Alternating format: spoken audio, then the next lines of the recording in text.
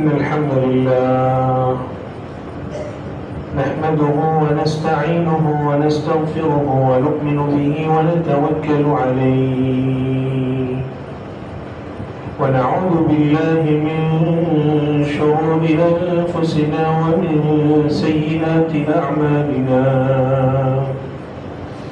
من يهده الله فلا مضل له ومن يضلله فلا هادي له ونشهد أن لا إله إلا الله وحده لا شريك له ونشهد أن سيدنا وسندنا وحبيبنا وحبيب ربنا وطبيبنا وطبيب قلوبنا وأولانا ومولانا محمدا عبده ورسوله صلى الله تعالى عليه وعلى آله وأصحابه وبارك وسلم تسليما كثيرا. أما بعد فأعوذ بالله من الشيطان الرجيم. بسم الله الرحمن الرحيم. يا أيها الذين آمنوا اتقوا الله ولتنظر نفس ما قدمت لغد واتقوا الله إن الله خبير بما تعملون. وعن أبي برزة الأسلمي رضي الله تعالى عنه أن رسول الله صلى الله عليه وسلم قال: لا تزول قدم ابن آدم يوم القيامة حتى يسأل عن عمره فيما أفناه، أو كما قال عليه الصلاة والسلام. آمنت بالله ورسوله صدق الله مولانا العظيم وصدق رسوله النبي الكريم ونحن على ذلك لمن الشاهدين والشاكرين والذاكرين والحمد لله رب العالمين. اللهم صل على محمد وعلى آل محمد كما صليت على إبراهيم وعلى آل إبراهيم إنك حميد مجيد. اللهم بارك على محمد وعلى آل محمد كما باركت على إبراهيم وعلى آل إبراهيم إنك حميد مجيد. দুরূদ শরীফ যে পড়লাম মজলিসের শুরুতে, দুরূদ শরীফ পড়ার ব্যাপারে আমাদের মধ্যে অনেক সময় অবহেলা কাজ করে।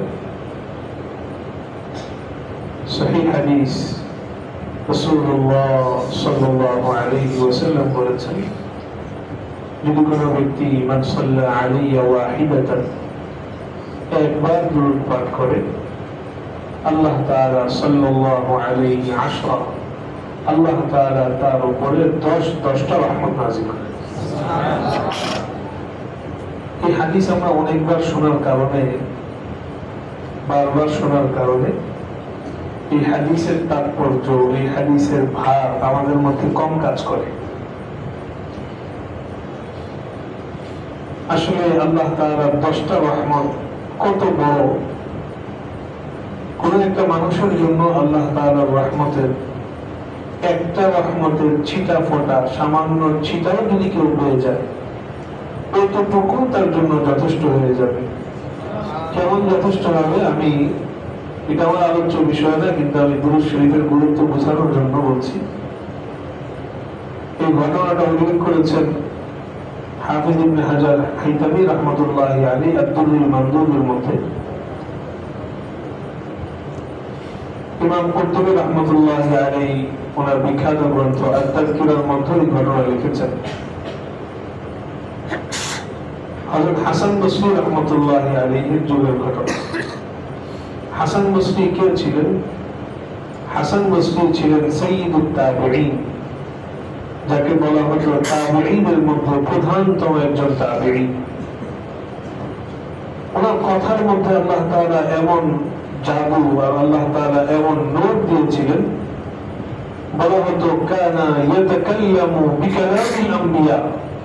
হাসান বসরি যখন কথা বলেন, কথা সাধারণ মানুষের মতো কোনো কথা না। আল্লাহ তাআলা ওনার কথার মধ্যে আম্বিয়া কিরামের কথার মধ্যে যে নূর দিয়ে দিয়েছেন, হাসান বসরির কথার মধ্যে আল্লাহ তাআলা তেমন নূর যেন চমকাই দিতেন। হাসান বসরি রাহমাতুল্লাহি আলাইহি ছিলেন সেই যুগের প্রধানতম একজন বড় বুজুর্গ।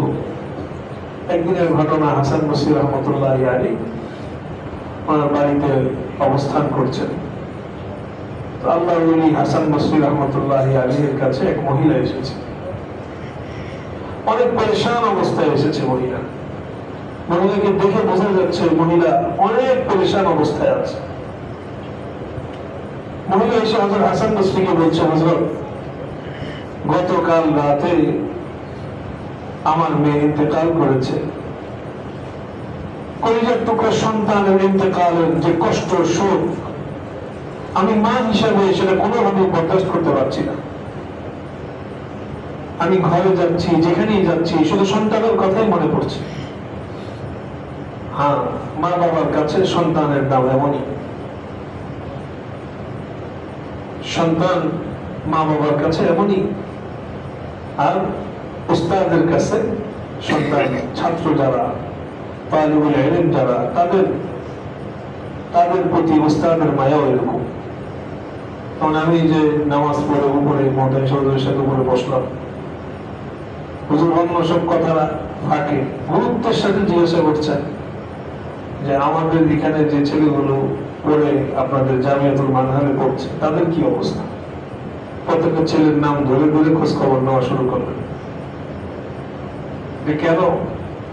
উস্তাদের দিলের মধ্যে সব সময় সাগরীদের, তালিবুল ইলম যারা নিজের পরিবার সবকিছুকে ফেলে দিন রাত মাদ্রাসার মধ্যে উস্তাদের কাছে নিজেকে উৎসর্গ করে দিয়েছে, তাদের মধ্যে উস্তাদের কলিজা সবসময় ছটফট করে। আমি বললাম হুজুরকে, যখন জিজ্ঞাসা করলেন যে কি অবস্থা ছেলেগুলো, আমি বললাম মাশাআল্লাহ, যে কয়েকটা ছেলে আপনাদের এখান থেকে গেছে মাশাআল্লাহ, তাদেরকে আমরা পড়ার মধ্যেও ভালো পেয়েছি, আমলেও ভালো পেয়েছি, আখলাকের মধ্যেও ভালো পেয়েছি, এমনকি মাশাআল্লাহ খেদমতের মধ্যেও তারা অগ্রসর। মাদ্রাসার জামিয়াতুল মানহারের মুরব্বী আসাদুল্লাহ ইকরামের খেদমত বোম্বাই মাদ্রাসার তালিবুল ইলমরা খুব গুরুত্বের সাথে করছে।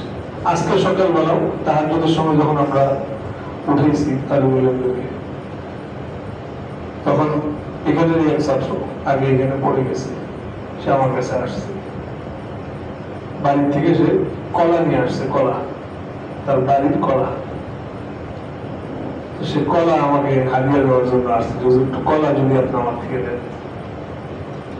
কলা তো আসলে অনেক বড় কিছু না, কিন্তু একজন তালিবুল ইলম সে উস্তাদের কাছে তার মুহাব্বত, তার আজমত, উস্তাদের প্রতি তার যে ভালোবাসা, সেটা উস্তাদের সামনে সে যখন পেশ করে, তো উস্তাদের দিল থেকে ও তালিবুল ইলমের জন্য আল্লাহ তাআলার কাছে দোয়া এমনি বেরোতে থাকে। তাই হুজুরকে বললাম যে মাশাআল্লাহ, তাদেরকে খুব ভালো আমরা পাইছি।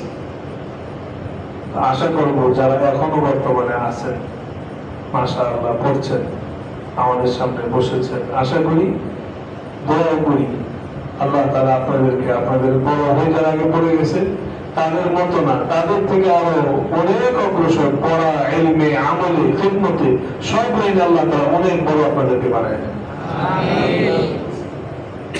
বলছিলাম ওই মহিলার কথা।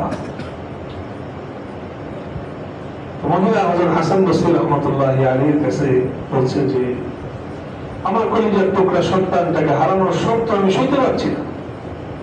আপনি যদি আমাকে কোনো একটা আমল বলে দিতেন হযরত, কোনো একটা আমল আপনি আমাকে বলে দিতেন, যে আমলটা করার মাধ্যমে আমি আমার মেয়েটাকে যদি স্বপ্নের মধ্যে একটু দেখতে পারতাম মেয়েটা কি অবস্থায় আছে, তাও তো মা হিসেবে আমি নিজেকে একটু সান্ত্বনা দিতে পারতাম। হযরত হাসান বসরি রাহমাতুল্লাহি আলাইহি তাকে আমল বলে দিলেন, ইরকাই বা'দাল ইশা'i 4 রাকাত, তুমি ঈশার নামাজের পরে 4 রাকাত নামাজ পড়বে। 4 রাকাত নামাজের প্রত্যেক রাকাতে তুমি সূরাতুত তাকাসুর সূরা ফাতিহার সাথে মিলিয়ে এই 4 রাকাত নামাজ পড়ে তারপরে তুমি দোয়া করো। তো আশা করা যায় স্বপ্ন যুগে আল্লাহ তাআলা তোমার মেয়ের সাথে তোমার সাক্ষাৎ ঘটিয়ে দিবেন। তোমার মেয়ের অবস্থা দেখার মাধ্যমে তোমার মনের যে অস্থিরতা কিছুটা হলেও তো লাঘব। তো মহিলা চলে গেছে বাড়িতে। মহিলা বাড়িতে যাওয়ার পরে হযরত হাসান বসরি রাহমাতুল্লাহি আলাইহির কথা অনুযায়ী আমল করেছে। আমল করে সে শুয়ে পড়েছে। তো আল্লাহ তাআলা বাস্তবেই স্বপ্ন যোগে তার মেয়ের সাথে তার সাক্ষাৎ ঘটিয়ে দিয়েছে। কিন্তু স্বপ্নের মধ্যে মেয়ের অবস্থা দেখার পরে মায়ের মনের অস্থিরতা আগে যে পরিমাণ ছিল তার তুলনায় অনেক বেড়ে গেল। কারণ মা সন্তানকে স্বপ্নের মধ্যে দেখছে এত খারাপ অবস্থার মধ্যে মেয়েটা আছে। মেয়েটার গলার মধ্যে জাহান্নামের আগুনের বেরি পড়ানো, শরীরের মধ্যে জাহান্নামের আগুনের পোশাক পরা, মেয়েটার চেহারা জাহান্নামের আগুনে বিকর্ণ হয়ে জ্বলে পুড়ে বড় ভয়ঙ্কর অবস্থার মধ্যে মেয়েটা বড় কষ্টের মধ্যে আছে। মা যখন মেয়ের এই অবস্থা দেখল, মায়ের মনে আগে যেই পরিমাণ শোক ছিল, বলেন কষ্ট কি কমলো না বাড়লো? মা তো ঘুম থেকে উঠে হযরত হাসান বসরি রাহমাতুল্লাহি আলাইহির কাছে পরদিন সকালবেলা আরো বেশি পেরেশান অবস্থায় আসছে, আরো বেশি পেরেশান অবস্থায় এসেছে। হযরত হাসান বসরি বলছে, হযরত মেয়েকে তো স্বপ্নে দেখেছি আমি, কিন্তু না দেখাই তো আমার জন্য ভালো ছিল। মেয়েকে দেখার পরে এখন তো আমার কষ্ট আরো বেড়ে গেছে, আমি কি করতে পারি?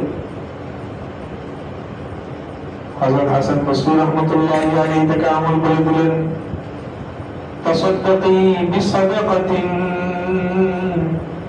লাআল্লা আল্লাহ ইউখাফফিফু আনহা। এক নম্বর আমল, তুমি কিছু দান সদকা করো। দান সদকার দ্বারা as-সাদাকাতু তুতফিউ গাদাব আর-রাব্বি কামা ইউতফিউল মাউন নার। সদকা এমন দামি জিনিস, সদকা করার দ্বারা আল্লাহ তাআলার রাগ, আল্লাহ তাআলার ক্ষোভ, আগুনের মধ্যে পানি দিলে আগুন যেরকম নিভে যায়, সদকা করার দ্বারা আল্লাহ তাআলার ক্ষোভ মিটে যায়। অতএব তুমি কিছু দান সদকা করো, আশা করা যায় আল্লাহ তাআলা তার কবরের আযাবকে কিছুটা হলেও লাঘব করে দিবেন। আর তুমি কিছু দুরূদ শরীফ পড়তে থাকো, এর দ্বারা আল্লাহ তাআলা কোনো একটা সমাধান করবে। তো মহিলা চলে গেছে, মহিলা চলে গেছে বাড়িতে, গিয়ে নিজে আমল করছে। এই রাতের ঘটনা, আগের রাতে তো মহিলা মেয়েকে দেখেছে, আজকের রাতের ঘটনা হযরত হাসান বসরি রাহমাতুল্লাহি আলাইহি ঘটেছে। তিনি যখন ঘুমিয়েছেন, হযরত হাসান বসরি রাহমাতুল্লাহি আলাইহি স্বপ্নের মধ্যে দেখছেন অনেক সুন্দর এক বাগান, এত সুন্দর বাগান, এত সুন্দর মনোরম উদ্যান। বাগান দেখে তিনি বুঝতে পেরেছেন এটা কোন দুনিয়ার কোন বাগান না, দুনিয়ার কোন জায়গা না। রাসূলুল্লাহ সাল্লাল্লাহু আলাইহি ওয়াসাল্লাম বলেছেন, একজন মুমিনের স্বপ্ন হলো নবুয়তের ৪৬ ভাগের এক ভাগ। নবুয়তের ৪৬ ভাগের এক ভাগ কেন বলেছেন? কারণ রাসূলুল্লাহ সাল্লাল্লাহু আলাইহি ওয়াসাল্লামের নববী 23 বছরের জিন্দেগির প্রথম 6 মাস নবীজির কাছে ওহী এসেছে স্বপ্নযোগে। সেই হিসাবে বলা হয়েছে যে মুমিনের স্বপ্ন হলো নবুয়তের ৪৬ ভাগের এক ভাগ। স্বপ্ন আল্লাহ তাআলা তাদেরকে দেখান, সত্য স্বপ্ন তাদেরকে দেখান যাদের কথা যত বেশি সত্য হয়, যাদের আমল যত বেশি পরিচ্ছন্ন হয়, যাদের অন্তর যত বেশি সাফ হয়। হাসান বসরি রাহমাতুল্লাহি আলাইহি স্বপ্নের মধ্যে জান্নাতি বহু মানুষ দেখছেন, কত সুন্দর সুন্দর চেহারার মানুষ। হাসান বসরি রাহমাতুল্লাহি আলাইহি জান্নাতের মধ্যে ঘুরছেন, হঠাৎ ওনার সামনে বড় সুন্দর পোশাক পরা, বড় সুন্দর চেহারার এক মেয়ে এসে দাঁড়ালো। হযরত হাসান বসরিকে মেয়েটা জিজ্ঞাসা করছে, হযরত আপনি আমাকে চিনতে পেরেছেন? হাসান বসরি বলছেন না, তোমাকে তো আমি চিনি না। মানে আন্টি তুমি কে? মেয়েটা বলছে, গতকালকে আপনার কাছে যে মহিলা তার মৃত মেয়ের সংবাদ জানার জন্য আপনার কাছে আমল চাওয়ার জন্য এসেছিল, ওই মহিলা সেই মেয়ে আমি। হযরত হাসান বসরি বলেন, কি ব্যাপার, কি বলো তুমি? তোমার মা তোমার যে বিবরণ আজকে সকালবেলা আমাকে দিলেন, তার সাথে তোমার বর্তমান অবস্থা কোনো মিল পাওয়া যাচ্ছে না। তোমার মা কি ভুল দেখলেন, নাকি আমি এই মুহূর্তে স্বপ্নে ভুল দেখছি, কোনটা? তো মেয়ে বলছে, না, আমার মা আমাকে যে অবস্থায় দেখেছিলেন সেটাও সত্য, আর আপনি আমাকে এই মুহূর্তে যে অবস্থায় দেখছেন সেটাও সত্য। মাঝখানে একটা বিরাট ঘটনা ঘটেছে।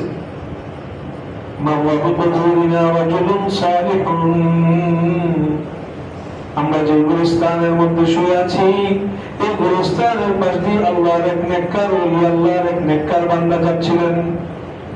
আল্লাহর নেককার বান্দা যখন কোন গুরুস্থানের পাশ দিয়ে যান, সেই গুরুস্থানবাসীর সাথে তার কোন আত্মীয়তার বন্ধন থাকুক না থাকুক, তার সাথে তার কোন চেনা পরিচয় থাকুক না থাকুক, রক্তের কোন সম্পর্ক থাকুক না থাকুক, যেহেতু মুসলমানের কবরস্থান, তো মুসলমান তারা আমার ইমানি ভাই। তুই আল্লাহর নেককার বান্দা আমাদের গুরুস্থানের পাশ দিয়ে যাওয়ার সময় আমাদের ঈসার সওয়াবের উদ্দেশ্যে ফাসাল্লা আলান নবী সাল্লাল্লাহু আলাইহি ওয়াসাল্লাম মাররাতান ওয়াহিদাতান, আল্লাহর নবীর নামে একবার দরুদ পাঠ করে সে আমাদের গোটা কবরস্থানবাসীর জন্য ঈসার সওয়াব করে দিয়েছে। ওই একবার ঈসার সওয়াবের উসিলায়, ওই একবার দুরূদ শরীফ পড়ার উসিলায় ওই মেয়ে বলছে ফাকুন্না ৭০,০০০ ওই কবরস্থানের মধ্যে আমরা ৭০,০০০ কবরস্থানবাসী শুয়েছিলাম। ওই একবার দুরূদ শরীফ পড়ার উসিলায়, ওই একবার দুরূদের বরকতের উসিলায়, রহমতের উসিলায় আল্লাহ তাআলা গোটা কবরস্থানবাসীর প্রত্যেককে মাফ করে দিয়েছে। কথাটা এই জন্য বললাম যে আমাদের মধ্যে দুরূদ শরীফের ইহতিমাম কম। অনেক মানুষ আমাদের কাছে আসেন পেরেশানি নিয়ে, অনেক পেরেশানি, হুজুর ঘরের মধ্যে পেরেশানি, ছেলে কথা শোনে না। অনেক তরুণ আমার কাছে আসেন, হুজুর আমার তো মনের মধ্যে অস্থিরতা লাগে, পড়ার মধ্যে কেমন যেন মনোযোগ থাকে না। হাতের কাছে এত বড় একটা সুন্দর সমাধান, এই সমাধানটা আমরা রাখতে পারি। দুরূদ শরীফ এত দামি সমাধান, এত দামি সমাধান দুরূদ শরীফ। দুরূদ শরীফের মতো দামি আমল, সহজ আমল, এত মজাদার আমল তার হতে পারে। রাসূলুল্লাহ সাল্লাল্লাহু আলাইহি ওয়াসাল্লাম বলেন, আল বাখীলু মান যুকিরতু ইনদাহু ফালাম ইউসাল্লি আলাইনা। ওই লোকটা সবচেয়ে বড় কৃপণ, যার কাছে আমার নাম উল্লেখ করা হলো কিন্তু সে দুরূদ পাঠ করলো। এক লোক, ইদানিং কালের এই ঘটনা, এটা আগের কোনো ঘটনা না, বর্তমান সময়ে এক বড় শায়েখের কাছে গিয়েছেন। শায়েখ, আমার তো অনেক রকম পেরেশানি, টাকা পয়সায় বরকত পাই না, ঘরের সংসারে বরকত পাই না, মনের মধ্যে অস্থিরতা কাজ করে, অনেক পেরেশানি কাজ করে, কি করতে পারি? তো তিনি তাকে আমল বলে দিয়েছেন, তোমার অন্য খুব বেশি আমল দরকার নেই, তুমি প্রতিদিন ১,০০০ বার দুরূদ শরীফ পড়বা। বলেন কতবার? আমি এই সংখ্যাটাকে তালেবুল ইলম যারা আছেন, যারা আপনারা মুরব্বিরা আছেন, আপনাদের তো একটু সুযোগ একটু বেশি হবে, আর এদের জন্য তো কিতাবের মধ্যে সময় বেশি দিতে হয়। এই জন্য তালেবুল ইলমদের জন্য আমি বলি যে দৈনন্দিন কমপক্ষে ১০০ বার দুরূদ শরীফ পড়া। বলেন কতবার? ১০০ বার। ১০০ বারটা পড়া কোনো বিষয়ই না। ৫ ওয়াক্ত নামাজের পরে অভ্যাস করলেই হয়ে যাবে। অভ্যাস করলে এমন অভ্যাস হবে যে নামাজের পরে সালাম ফেরানোর পরে এমনি অভ্যাসবশত মুখ থেকে আলাদা স্মরণ করতে হবে না, মুখ দিয়ে এমনি দুরূদ শরীফ আসবে, এমনি দুরূদ শরীফ আসবে। তো শায়েখ তাকে বলে দিলেন যে আপনি প্রতিদিন ১,০০০ বার দুরূদ শরীফ পড়বেন। তো ভদ্রলোক বলছেন যে আমি ১,০০০ বার দুরূদ শরীফ পড়ার অভ্যাস শুরু করলাম, আমলটা শুরু করলাম, মাঝখানে যেতে না যেতে আমার ঘরের পেরেশানি দূর হয়ে গেল, আমার রিজিকের বরকত বেড়ে গেল। এমনকি এরপরে যখনই আমি কোনো পেরেশানিতে পড়েছি, স্বপ্ন যোগে স্বয়ং রাসূলুল্লাহ সাল্লাল্লাহু আলাইহি ওয়াসাল্লাম আমাকে সান্ত্বনা দেওয়ার জন্য উপস্থিত হয়ে গেছে। কেন হবে না? দুরূদ শরীফ তো একজন বান্দার সাথে, একজন মানুষের সাথে সরাসরি সংযোগ করে দেয়। দুনিয়ার মুখে আল্লাহ তাআলা বিভিন্ন দায়িত্বশীল ফেরেশতা রেখেছেন। এর মধ্যে একদল ফেরেশতা রেখেছেন যাদের কাজই হলো একমাত্র যে পৃথিবীর মুখে কোথায় কি দুরূদ পাঠ করতেছে তার এই দুরূদ শরীফটা সংগ্রহ করে, তার এই সালাম সংগ্রহ করে রাসূলুল্লাহ সাল্লাল্লাহু আলাইহি ওয়াসাল্লামের কাছে পৌঁছে দেয়। হযরত শাইখুল ইসলাম তকি উসমানী বারাকাল্লাহু ফি হায়াতিহি, বলেন আমিন। আমিন। আল্লাহ তাআলা সুস্থতার সাথে হযরতের নেক হায়াতের মধ্যে অনেক বেশি বরকত দান করেন। আমিন। তকি উসমানী সাহেব নাম বরকাতুন বলেন, মা বাবার খেদমত করার তো অনেক উপায় আছে। বাবার খেদমতের একটা বড় উপায় হলো দুরূদ শরীফ পড়া। বাবার খেদমতের নেককার সন্তান হওয়ার একটা বড় উপায় হলো দুরূদ শরীফ পড়া। আপনারা প্রশ্ন করবেন যে দুরূদ শরীফ পড়লে বাবার কি খেদমত? তকি উসমানী সাহেব নাম বরকাতুন বলেন, আপনি যখন দুরূদ শরীফ পড়বেন আপনার এই দুরূদ শরীফটা রওজায়ে আকদাসে যে ফেরেশতারা পৌঁছাবেন তারা আপনার নাম সাথে আপনার বাবার নাম, অমুকের ছেলে অমুক, আব্দুল্লাহ ছেলে মুহাম্মদ, অমুকের ছেলে অমুক আপনার নামে দুরূদ পাঠ করেছে, এভাবে আপনার পরিচয়টা রাসূলুল্লাহ সাল্লাল্লাহু আলাইহি ওয়াসাল্লামের কাছে পৌঁছাবে। তো আপনার দুরূদ পাঠের উসিলায় আপনার নামের সাথে আপনার বাবার নামটাও নবীজির রওজার কাছে পৌঁছে গেছে। সুবহানাল্লাহ। অনেক বড় বিষয় দুরূদ পাঠ করা।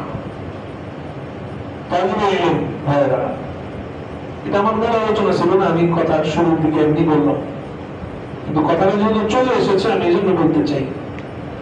পড়তে বসলে, যখন পড়তে বসবো, পড়তে বসার সময় কিছু কাজ আছে। ছোট বাবুরা তোমরাও শোনো, যখন পড়তে বসবা তখন কাজ কি? কিছু আমল আছে। পড়ার মতো মনোযোগ আসে না, এই অভিযোগ অনেকের। মনোযোগ না আসার অনেক কারণ আছে, ওই কারণ নিয়ে পরে বলছি। বাকি পড়তে বসার সময় কয়েকটা আমল করে বসার। এক নম্বর আমল হলো সুবহানাকা লা ইলমা লানা ইল্লা মা আল্লামতানা। সুবহানাকা লা ইলমা লানা ইল্লা মা আল্লামতানা ইন্নাকা আনতাল আলিমুল হাকীম। سبحانك لا علم لنا إلا ما علمتنا إنك أنت العليم الحكيم। 3 বার বা 7 বার পড়া। এর অর্থ তো আমরা জানি, যারা ছোট তারা হয়তো জানে না, আয়াতটা সবাই পারে। অর্থাৎ আল্লাহ আপনার পবিত্রতা ঘোষণা করছি, লা ইলমা লানা ইল্লা মা আল্লামতানা, আপনি আমাদেরকে যতটুকু ইলম দান করবেন তাছাড়া আমাদের জানার কোনো উপায় নেই। অর্থাৎ আল্লাহ তাআলার দিকে আমি নিজেকে সম্পূর্ণ সমর্পণ করছি। এই আয়াতটা 3 বার বা 7 বার পড়া। এরপরে সময় যদি একটু বেশি থাকে এর সাথে পড়া যেতে পারে রব্বি ইশরাহ লি সাদরি ওয়া ইয়াসসির লি আমরি ওয়াহলুল উকদাতাম মিন লিসানি ইয়াফকাহু কওলি। আর 3 বার 5 বার 7 বার অথবা 10 বার দুরূদ শরীফ পড়বে। দুরূদ শরীফ পড়তে বসলে এই পড়ার মধ্যে বরকত আপনা আপনি আসবে। কেন আসবে না? পড়ার মধ্যে মনোযোগ আপনা আপনি আসবে। এই জন্য পড়তে বসার সময় এই কাজগুলো করে বসা, বরকত এমনি আসবে। দুরূদ শরীফ সংক্রান্ত কথা, এটা আমার আলোচ্য বিষয় ছিল না, এটা আমি এমনি প্রাথমিকভাবে কথাটা বললাম। যে কথাটা বললাম দুরূদ শরীফ সংক্রান্ত, আল্লাহ তাআলা এই কথার উপরে আমি সহ আপনাদের সবাইকে এবং আমাদের ঘরে পরিবারে যারা আছে আমাদের মা বোনেরা তাদের কাছেও এই সংবাদ পৌঁছাবে। মুরব্বীরা বাড়িতে গিয়ে যে ঘটনাটা বললাম, ঘটনাটা শোনাই কেন আল্লাহ তাআলা সবাইকে দুরূদ শরীফ দিনে রাতে সকাল সন্ধ্যায় খুব বেশি বেশি পড়ার তৌফিক দান করেন। আজকে এখানে একত্রিত হয়েছি আমরা ইসলাহি মজলিসের শিরোনামে। এখানে আমাকে মহতামিম সাহেব হুজুর বসায় দিয়েছেন। আসলে আমি এসেছি ইসলাহি কিছু নসিহত গ্রহণ করবার জন্য। বলার দ্বারা মাকসাদ যে কথাগুলো বলবো, আল্লাহ তাআলা যদি এই উসিলায় আমার মধ্যে এই কথাগুলোর নোট দান করেন, আল্লাহ তাআলা যদি এই কথার উসিলায় আমাকেও আল্লাহ তাআলা আপনাদের সাথে কবুল করে দেন, তাহলে কত মুনাওয়ার, কত সুন্দর এক মজমার মধ্যে আল্লাহ তাআলা আমাকে নিয়ে আসছেন। এটা আল্লাহ তাআলার খাস মেহেরবানি, আল্লাহ তাআলা তৌফিক দান করেছেন। এই মজমা যারা সাজাইছেন, আল্লাহ তাআলা তাদেরকে উত্তম বিনিময় দান করেন। পড়েন আমিন। পৃথিবীতে সব মানুষ জনপ্রিয় হতে চায়, ভালো, সবার কাছে প্রিয় হতে চায়, সবাই প্রিয় হতে চায়, ভালো হতে চায়, অন্যের কাছে ভালো সাজতে চায়, ভালো হতে চায়। ভালো হওয়ার উপায় কি? ভালো হওয়ার উপায় হলো আল্লাহ তাআলার কাছে ভালো হওয়া। আমি অনেক রকমের উপায় আপনার সামনে আপনি বের করলেন, মানুষকে টাকা পয়সা দিলেন, মানুষকে খুব খাওয়ালেন, ভালো হওয়া যাবে না। কারণ মানুষের অন্তরে মহাব্বত, ভালোবাসা তৈরি করে দেন আল্লাহ তাআলা। সহিহ মুসলিমের হাদিস, রাসূলুল্লাহ সাল্লাল্লাহু আলাইহি ওয়াসাল্লাম বলেছেন, ইন্নাল্লাহ তাআলা ইযা আহাব্বা আবদান, আল্লাহ তাআলা যখন কোন বান্দাকে ভালোবাসেন, কোন বান্দাকে যখন আল্লাহ তাআলা ভালোবাসেন, তখন আল্লাহ তাআলা হযরত জিবরীলকে ডাক দেন।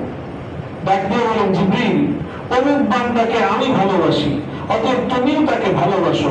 জিবরীল আমিন তখন ফেরেশতাদেরকে বলেন, অমুক বান্দাকে আল্লাহ তাআলা ভালোবাসেন, আমি জিবরীলও তাকে ভালোবাসি, অতএব তোমরাও তাকে ভালোবাসো। তখন ওই ফেরেশতারা দুনিয়ার ওই বান্দাকে ভালোবাসা শুরু করেন। তখন ওই ফেরেশতাদের ভালোবাসার মাধ্যমে সুম্মা ইউদাউ লাহুল কবুল ফিল আরদি, আল্লাহ তাআলার ভালোবাসা, জিবরীল আমিনের ভালোবাসা, ফেরেশতাদের ভালোবাসা, তখন আল্লাহ তাআলা গোটা দুনিয়ার মধ্যে সকল মানুষের অন্তরে অন্তরে তার গ্রহণযোগ্যতা এবং ভালোবাসা তৈরি করে। আমি বুঝে থাকলে বলেন, ভালোবাসা, গ্রহণযোগ্যতা দুনিয়ায় তৈরি হয় না, আল্লাহ তাআলার ভালোবাসার মাধ্যমে তৈরি হয়। আল্লাহ তাআলার ভালোবাসা তৈরি হবে কিভাবে? আল্লাহ তাআলার ভালোবাসা অর্জন করার উপায় হলো গুনাহ ত্যাগ করা। গুনাহ ত্যাগ করা। দুনিয়ার জীবনে আমাদের সবচেয়ে বড় শত্রু হলো শয়তান। শয়তান সব সময় প্রত্যেকটা মুহূর্তে চেষ্টা করে আমাকে আপনাকে গুনাহের পথে কিভাবে ধাবিত করবে, সে চেষ্টা করে। অথচ গুনাহ কত মারাত্মক, গুনাহ কত মারাত্মক। ইমাম শাফি রাহমাতুল্লাহি আলাইহির সেই বিখ্যাত শের আপনারা বহুবার শুনেছেন, আমি আবার শুনাই। শাকাউতু ইলা ওয়াকি'in সুআ হিফজি ফাআওসানি ইলা তারকিল মা'সি ফাইন্নাল ইলমা নূরুম মিন ইলাহি ওয়া নূরুল্লাহি লা ইউতা লি'আসি।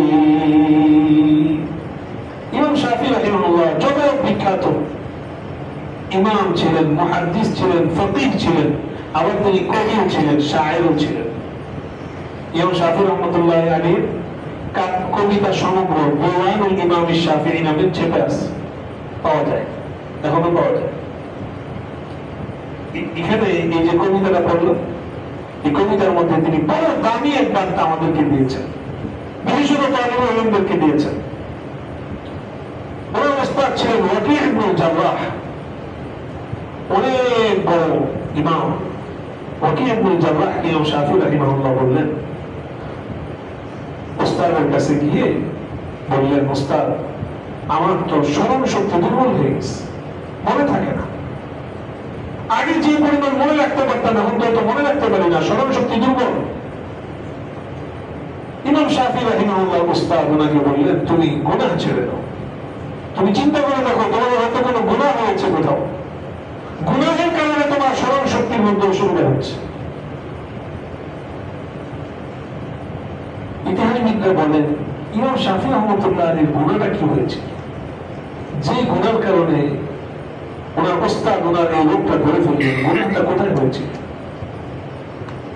এটার উত্তর বের হয়েছে এমন, কোন একদিন ইমাম শাফি রাহিমাহুল্লাহ কোন জায়গা দিয়ে যাচ্ছিলেন, যাওয়ার ফাঁকে রাস্তার মধ্যে অনিচ্ছায় ওনার নজর দৃষ্টি পড়ে গিয়েছিল এক মহিলার পায়ের গোছার দিকে।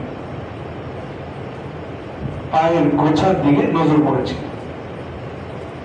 এই পায়ের গোছার দিকে অনিচ্ছায় যে নজর পড়েছে, নজর পড়ার দ্বারা অন্তরের মধ্যে যে গুনাহের একটা হালত তৈরি হয়েছে, ওটার প্রভাব ওনার জীবনের মধ্যে তৈরি হয়েছে।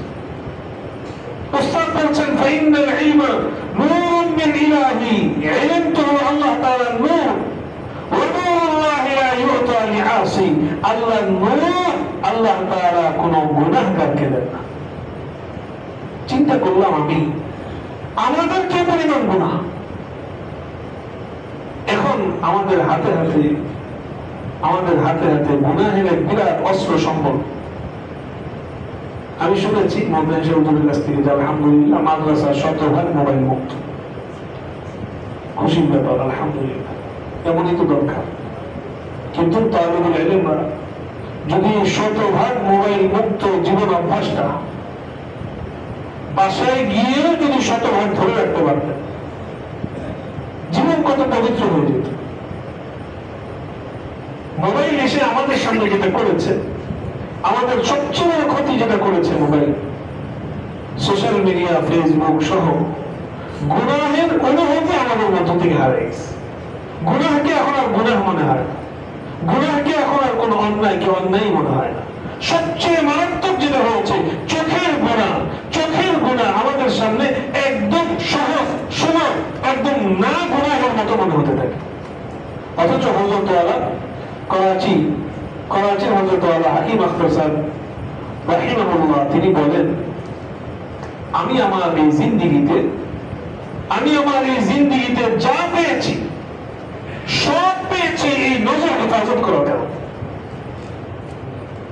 যা পেয়েছি এই জিন্দেগিতে পুরাটা পেয়েছি নজর হেফাজত করার কারণে। নজর হেফাজতের মতো এত দামি আর মজাদার আর কিছু হতে পারে না। রাসূলুল্লাহ সাল্লাল্লাহু আলাইহি ওয়াসাল্লাম বলেন, দুরূদ শরীফ পড়া বাদ দিয়ে দিলেন। রাসূলুল্লাহ সাল্লাল্লাহু আলাইহি ওয়াসাল্লাম বলেছেন, মা মিন মুসলিমিন ইয়াগুদ্দু বাসারাহু, কোন মুসলমান যদি একবার কোন গুনাহের মজার জিনিস তার সামনে এসেছে, দেখার সুযোগ তার সামনে আছে, কেউ তাকে বাধা দেওয়ার নেই, কিন্তু সে এখান থেকে আল্লাহ তাআলার ভয়ে নিজের নজরকে হেফাজত করেছে, ইল্লা আহদাসাল্লাহু লাহু হালাওয়াতান, ইল্লা আহদাসাল্লাহু লাহু ইবাদাতান ইয়াজিদু হালাওয়াতাহা। এই একবার নজর হেফাজত করার দ্বারা আল্লাহ তাআলা এমন এক ইবাদতের সওয়াব দান করবেন যেটার স্বাদ সে তার গোটা শরীর দ্বারা অনুভব করতে পারে। বাস্তবতা এটা। আমাদের নামাজের স্বাদ চলে গেছে কেন? আমাদের জিকিরের স্বাদ চলে গেছে কেন? আমাদের তেলাওয়াতের স্বাদ চলে গেছে কেন? কারণ আমাদের চোখ, যে চোখের মাধ্যমে সব কিছুর পবিত্রতা হেফাজত হয়, সেই চোখ আমাদের নষ্ট হয়ে গেছে, পচে গেছে। আমাদের চোখ পচে গেছে। চোখ যে পচে গেছে সেই অনুভূতি আমাদের মধ্যে নেই। চোখ যে পচে গেছে সেই অনুভূতি নেই। গুনাহ দেখছি, গুনাহকে গুনাহ মনে হচ্ছে না। চোখ দিয়ে ময়লা ঢুকছে, গুনাহকে গুনাহ মনে হচ্ছে না। ইমাম আবু হানিফা রাহমাতুল্লাহি আলাইহি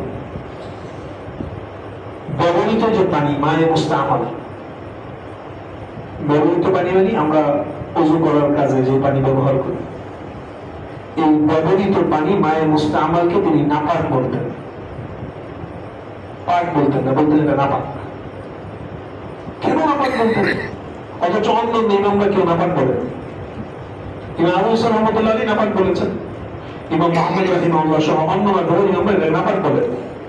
এবং মুফতাহিহি ফতোয়া যে মায়ে মুস্তামাল ওযুর কাজে শুধু ব্যবহৃত পানি যেটা, এটা নাপাক না, বাকি এটা পবিত্র করতে পারবে না। একবার ব্যবহার হয়ে গেলে আর পবিত্র করতে পারবে না, কিন্তু নাপাক না। কিন্তু ইমাম আবু হানিফা রাহমাতুল্লাহ আলাইহি নাপাক বলতেন।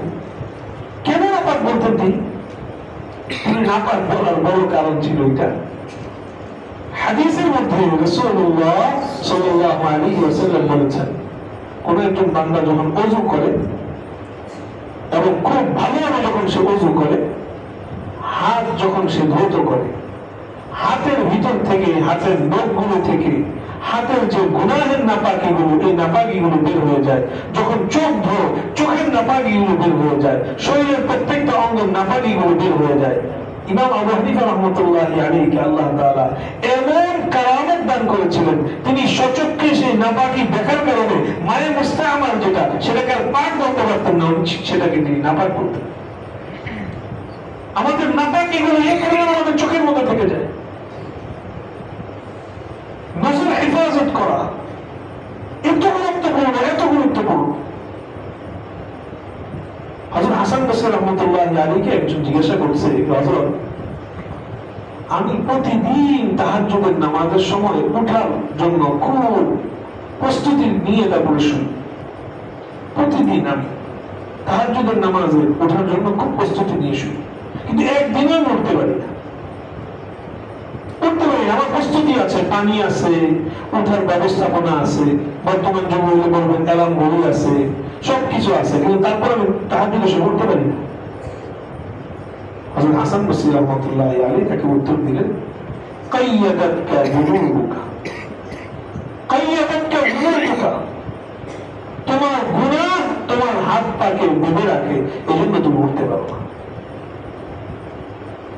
গুনাহ এমন, গুনাহের ময়লা এমন যেটা আমাদের নামাজকে নষ্ট করে দিবে। গুনাহের ময়লা এমন যেটা আমাদের অন্তরের প্রশান্তিকে নষ্ট করে দিবে। গুনাহের ময়লা এমন যেটা আমার মেধা শক্তিকে নষ্ট করে দিবে। গুনাহের ময়লা এমন যেটা আমার চোখকে নষ্ট করে দিবে। গুনাহের ময়লা এমন যেটা আমার চেহারা নূরকে নষ্ট করে দিবে। গুনাহের ময়লা এমন যেটা আমার সময়ের বরকতকে নষ্ট করে দিবে। গুনাহের ময়লা এমন যেটা আমার পারিবারিক গ্রহণযোগ্যতাকে নষ্ট করে দিবে। গুনাহের ময়লা সব জায়গায় প্রভাব বিস্তার করবে। গুনাহ আমার আপনার জীবনকে সারখার করে দিবে। কারণ রাসূলুল্লাহ সাল্লাল্লাহু আলাইহি ওয়াসাল্লাম বলেন, ইন্নাল মুমিনা ইযা আযনাবা, যখন কোনো ব্যক্তি কোনো একটা গুনাহ করে, মুকিতাত ফি কলবিহি নুকতাতুন সাওদা, তখন তার অন্তরের মধ্যে একটা কালো দাগ পড়ে যায়। এরপরে সে যখন আরেকটা গুনাহ করে, আরেকটা কালো দাগ পড়ে, আরেকটা গুনাহ করে তো আরেকটা কালো দাগ পড়ে। কালো দাগ পড়তে পড়তে পড়তে পড়তে অন্তরের মধ্যে ময়লার স্তূপ জমে যায়। ময়লার স্তূপ জমে যাওয়ার পরে যদি সে তওবা করে, ইস্তেগফার করে, এটার মাধ্যমে ময়লাটা সাফ হয়, পাক হয়। আর যদি তওবা ইস্তেগফার না করে তো ময়লার স্তূপ বাড়তে বাড়তে বাড়তে বাড়তে তার অন্তরের অবস্থা অনুভূতি শূন্য অবস্থার মধ্যে চলে আসে। আমি যে কথাটা প্রথম যে কথাটা বলতে চাচ্ছি, ইসলাহি মজলিসে আমাদের প্রথম কাজ হলো আল্লাহ তাআলার কাছে প্রিয় হওয়ার জন্য আমার আপনার প্রথম কর্তব্য হলো গুনাহের সকল অভ্যাস ত্যাগ করা। আমরা দুই ধরনের গুনাহ করি। কিছু গুনাহ করি আমরা প্রকাশ্য গুনাহ, কিছু গুনাহ করি গোপন গুনাহ। প্রকাশ্য গুনাহ যেগুলো সাধারণত এগুলো আমরা যারা এখানে আমরা যে পোশাকের লোকগুলো বসেছি, যাদেরকে আল্লাহ তাআলা মাথার মধ্যে টুপি দিয়েছেন, পাগড়ি দিয়েছেন, জুব্বা পরেছি, দাড়ি দিয়েছি, আমাদের দ্বারা প্রকাশ্যে বাহ্যিক গুনাহের পরিমাণটা কম আমাদের। এটা আল্লাহ তাআলার মেহেরবানি। এই পোশাকটা আমার আপনার জন্য একটা বড় গুনাহ না করার একটা বড় মাধ্যম। এই পোশাক পরে চাইলেই রাস্তার মধ্যে দাঁড়িয়ে কোনো একটা অন্যায় কাজ করা যায় না। এই পোশাকটা পরে চাইলেই সিনেমা হলে ঢোকা যায় না। এই পোশাকটা পরে চাইলেই কোনো মহিলার সাথে গিয়ে উল্টা পাল্টা কাজ করা যায় না। এটা বাহ্যিক গুনাহ থেকে বাঁচার জন্য এই পোশাকটা আমাদের একটা বড় মাধ্যম। কিন্তু আমরা যে জায়গায় অসুবিধার মধ্যে আছি, শয়তান যে যত বড় শয়তানের তার পিছনে ধোঁকা দেওয়ার কৌশল তত শক্তিশালী। শয়তান আমাদেরকে ধরে গোপন গুনাহের দ্বারা। গোপন গুনাহ বড় মারাত্মক দোস্ত। গোপন গুনার মতো মারাত্মক আর কিছু হয় না। গোপন গুনাহ কেমন মারাত্মক? রাসূলুল্লাহ সাল্লাল্লাহু আলাইহি ওয়াসাল্লাম বলেন, কাল কিয়ামতের ময়দানে এরকম বহু মানুষ উঠবে যার অনেক নেক আমল নিয়ে উঠেছে, কিন্তু তার দুনিয়ার মুখে গোপন গুনাহের অভ্যাসের কারণে, গোপন গুনাহ এমন কিছু গুনাহ সে করত যে গুনার কথা কেউ জানত না। একাকী তার গোপন গুনার অভ্যাস। আহা, এই জায়গার মধ্যে বহু মানুষ আমরা আটকা। কত মানুষ আমাদেরকে ভালো জানে, সবাই আমাদেরকে ভালো বলে, কিন্তু কিছু কিছু গোপন গুনার অভ্যাস আমার আছে যে গোপন গুনার কথা কেউ জানে না। শয়তান আমাকে আপনাকে এই গোপন গুনাহের জায়গায় আক্রান্ত করে। গোপনে নজর হেফাজত আমরা করি না। কে কত বড় আল্লাহর ওলি রাস্তা দিয়ে হাঁটলে বোঝা যাবে না, তাকে গোপনে একা এক জায়গায় কিছু সময় অবস্থান করতে দিলে তখন বোঝা যাবে আসলে কত বড় আল্লাহ। আল্লাহ রাব্বুল আলামিন বলেন ইয়ালামু খাইনাতাল আ'য়ুন ওয়া মা তুখফিস সুদূর। চোখের খেয়ানত আল্লাহ তাআলা জানেন, অন্তরের খেয়ানত, অন্তরের গোপন চিন্তা আল্লাহ তাআলা জানেন। এজন্য আমার আজকে প্রথম কথা যেটা, আমরা সকল প্রকার গুনাহ ত্যাগ করবো। কার কি গোপন গুনাহ অভ্যাস আছে এটা আমি জানি, কেউ না জানুক আমি আমার নিজেরটা জানি। অনেকের অনেক রকম গুনাহের অভ্যাস আছে। যুবক বয়সের যৌবনের গুনাহের অভ্যাস আছে। যৌবনের গুনাহ মেধা শক্তিকে নষ্ট করে দিবে, যৌবনের গুনাহ চোখকে নষ্ট করে দিবে, যৌবনের গুনাহ পড়ার মনোযোগকে নষ্ট করে দিবে, যৌবনের গুনাহ সব বরকতকে নষ্ট করে দিবে। এই গুনাহ ছেড়ে দেওয়া, গুনার রাস্তাকে ছেড়ে দেওয়া। শয়তান যখন ধোঁকা দিবে, যৌবনের গুনার কাজে শয়তান যদি ধোঁকা দিতে নেয়, সেই গুনাহ থেকে সরার জন্য একাকী থাকার অভ্যাস বাদ দিয়ে দিতে হবে। যদি এমন হয় একাকী এক জায়গায় থাকতে গেলে শয়তান আমাকে ধোঁকা দিতে পারে, ওই জায়গা থেকে আমি সরে যাই। গুনাহ কিছু সঙ্গী আছে যাদের সাথে বসলে গুনাহের কাজের ব্যাপারে মনের মধ্যে আগ্রহ তৈরি হতে পারে, তো তাদের সঙ্গ ত্যাগ করা, তাদের সঙ্গে ত্যাগ করা। ভাই শেখুল ইসলাম মুফতি তকি ইসমাইল দাওয়াত বারাকাতুহু বলেন, যদি কেউ মোবাইল ব্যবহার করার কারণে তার গুনাহের ব্যাপারে, গুনাহ থেকে বাঁচার ব্যাপারে তার নিশ্চয়তা নেই যে মোবাইল ব্যবহার করলে আমি গুনাহের মধ্যে আটকাতে পারবো, এমন যদি কারো অভ্যাস থাকে, তো তার জন্য মোবাইল ব্যবহার করা হারাম, তার জন্য জায়েজ নেই। কিভাবে জায়েজ হবে? মোবাইল তো আমার আপনার জরুরত, সেই জরুরত যদি আমাকে আপনাকে গুনাহের দিকে নিয়ে যায়, তো মোবাইল আমার জন্য ব্যবহার করা জায়েজ নেই। তবে বললেন ভাই সহ সবাইকে আমরা বলি একটা কথা, মুখে বলি সবাই, প্রকাশ্যে গুনাহ তো করবো না, গোপন গুনাহ করবো ইনশাআল্লাহ। আর যদি গোপন গুনাহ প্রকাশ্যের গুনাহ কোন রকম গুনাহ হয়ে যায়, সাথে সাথে আমরা তওবা এবং ইস্তিগফারের পথে যাব। তওবা এবং ইস্তিগফার হলো ডিটারজেন্ট পাউডার। ওয়াশিং মেশিনের মধ্যে পাউডার যত ভালো পাউডার পড়বে, কাপড় তত বেশি পরিষ্কার হবে। তওবা এবং ইস্তিগফার যত ভালোভাবে হবে, ময়লা, অন্তরের ময়লা তত পরিষ্কার হবে। পাতিলের মধ্যে যখন নিচে আস্তর জমে, ময়লার আস্তর, মা বোনেরা এটাকে অনেক শক্তভাবে এটাকে মাজে। এই মাজার কাজ যদি আমাকে আপনাকে দেয়, ভালোভাবে পারবেন না, এটা মা বোনেরা ভালো পারে। ওনারা এটা কিভাবে পরিষ্কার করতে ওনারা জানেন। তওবা এবং ইস্তিগফার অন্তরের ময়লাকে ডিটারজেন্ট পাউডারের মতো পরিষ্কার করে। এই জন্য গুনাহ করব না, গুনাহ যদি হয়ে যায় সাথে সাথে তওবা এবং ইস্তিগফার করে নিজেকে পাক সাফ বানিয়ে ফেলবো। এটা এক নম্বর কথা। আজকে আমার দ্বিতীয় কথা, তালিবুল ইলম ভাইদের উসিলায় দুই নম্বর কথা, সবচেয়ে জরুরি বিষয় আমার আপনার জিন্দেগিতে, সবচেয়ে জরুরি বিষয় আমার আপনার জিন্দেগিতে স্বার্থপর হওয়া। সবাই কথাটা বলেন, কি হওয়া? আবার বলেন, কি হওয়া? স্বার্থপর হওয়ার মানে কি? আমার জিন্দেগিতে কোনো বন্ধু দরকার নেই। আমি আমার এই জিন্দেগিতে মধ্যে চৌধুরী বসে আছেন, আরো আছেন, একরাম আছেন, আরো মুরব্বীরা আছেন, আপনারা আপনাদের জিন্দেগিতে কত মানুষের সাথে একসাথে ছিলেন, কেউ আপনার সাথে নেই, কেউ আমার সাথে নেই। সে ততটুকুই আগাবে যে যতটুকু সময় নিজেকে দিবে। একজন মানুষ ততটুকুই আগাবে, একজন মানুষ ততটুকুই বড় হবে যে নিজেকে যতটুকু গড়ার চেষ্টা করবে। সময়ের হেফাজত যে যত বেশি করবে সে তত আগাবে, সময়ের হেফাজত যে যত বেশি সময়কে নষ্ট করবে সে তত পিছাবে।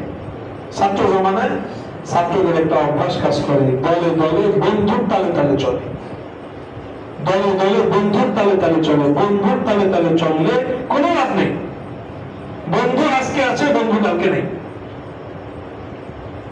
অনেক বন্ধু আজকে আছে, কালকে কোনো বন্ধু নেই, কেউ আপনার সাথে থাকবে না।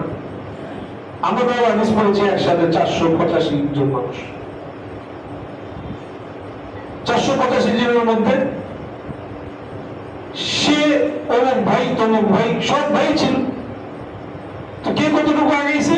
যে যতটুকু সময় নিজেকে দিয়েছে, যে যতটুকু বেশি সময় হেফাজত করেছে সে তত আগিয়েছে। আজকে আমি খুব বারবার তকি ওসমানী সাহেব দেওয়ার দরকার তোমার কথা আসতেছে বারবার স্মরণে। হযরত তকি ওসমানী সাহেব দেওয়ার দরকার তখন কি পরিমাণ সময়ের হেফাজত এখনো করেন।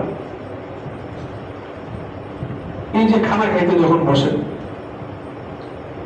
খানা খাইতে বসেছেন, দস্তরখান রেডি হচ্ছে, প্লেট আসছে, খানা খাবেন, এই সময়টার মধ্যেও তিনি এই যে 2 মিনিট 3 মিনিট 5 মিনিট এই সময়টাও তিনি এমনিতে ফেলে রাখেন। এই সময়টাতেও তিনি মোকাবেলা করতে থাকেন। উনি এই সময়গুলো মোকাবেলা করে করো থানভী রহমাতুল্লাহ আলাইহির যতগুলো মাওয়াইজ আছে সবগুলো মাওয়াইজ তিনি এই সময় পুরোপুরি শেষ করে দিয়েছেন। সুবহানাল্লাহ। সময়ের কি পরিমাণ হেফাজত! আমাদের আকাবের যারা ছিলেন, ইমাম আবু ইউসুফ রহমতুল্লাহ আলাইহির নাম সবাই শুনেছেন। ইমাম আবু ইউসুফ রহমতুল্লাহ আলাইহি সময়ের কি পরিমাণ হেফাজত করেছেন। ওনার ছেলে মারা গেছে, নিজের সন্তান, সন্তান মারা গেলে মানুষ 1 দিন 2 দিন না, 1 সপ্তাহ 10 দিন না, 1 মাস 2 মাস 3 মাস এমনিতেই পড়ে থাকে, কোনো কিছু ভালো লাগে না। সেই আবু ইউসুফ রহমতুল্লাহ আলাইহি কি করলেন? সন্তান মারা গেছে, কিন্তু আজকে ওনার ওস্তাদ ইমাম আবু হানিফা রহমতুল্লাহ আলাইহির গুরুত্বপূর্ণ দর্স আছে, সবক আছে, গুরুত্বপূর্ণ দর্স আছে। কি করবেন? সন্তানের দাফন কাফন জানাজার ব্যবস্থা তো করতে হবে। তিনি লোক ভাড়া করলেন, লোক ঠিক করলেন যে ভাই তুমি এই কাজগুলো আমার পক্ষ থেকে ব্যবস্থা করো, আমি এদিকে যে একটু সবকটা ধরে আসি। এই পরিমাণ সময় হেফাজত করেছেন। সময়ের হেফাজত আমাদের হযরত হাম্মাদ ইবনে আবি সালামা অনেক বড় মুহাদ্দিস ফাকিহ, সময়ের হেফাজত এমন করেছেন লোকজন বলতো গত 30 বছর কোনদিন হাম্মাদ ইবনে সালামাকে হাসতে পর্যন্ত দেখিনি। হাসবেন যে সময়টুকু পর্যন্ত মন নাই। আজকে আমরা সবাই বাংলাদেশের জাতীয় খতিব মুফতি আব্দুল মালিক দাওয়াত বরকাতুহু নিয়ে গর্ব করি। ভাই মুফতি আব্দুল মালিক কিভাবে তৈরি হয়েছে খবর নেন? মুফতি আব্দুল মালিকের দিন রাত 24 ঘন্টা এখন কিভাবে পাবে খবর নেন? সে ততটুকু বলা হবে যে যতটুকু সময় নিজেকে দিই, আমি যতটুকু আগাবো ততটুকু সময় আমি নিজেকে দিব। আফাহাসিবতুম আন্নামা খালাকনাকুম আবাসা, কি মনে করেছো যে তোমাকে অহেতুক সৃষ্টি করা হয়েছে? ইন্নামা আনতা আইয়াম, তুমি হলে কয়েকটা দিনের সমষ্টি। ফাইদা যাহাবা ইয়াউমুন, একটা দিন চলে গেল তোমার জিন্দেগি থেকে, তো তোমার জিন্দেগির কিছু সময় যেন হারিয়ে গেল। সময় তো সবচেয়ে দামি জিনিস, অথচ সময়ের সবচেয়ে বেশি অবমূল্যায়ন আমরা করি। সময়ের সবচেয়ে বেশি অবমূল্যায়ন আমরা করি। সময়ের হেফাজত আমাদের কাছে নেই। সময় কেমন দামি? রশিদ আহমদ গাঙ্গুহি রহমতুল্লাহ আলাইহির এক ঘটনা আপনাদেরকে শোনাই। রশিদ আহমদ গাঙ্গুহি রহমতুল্লাহ আলাইহি পড়াশোনা করেন, তো তাহলে বলে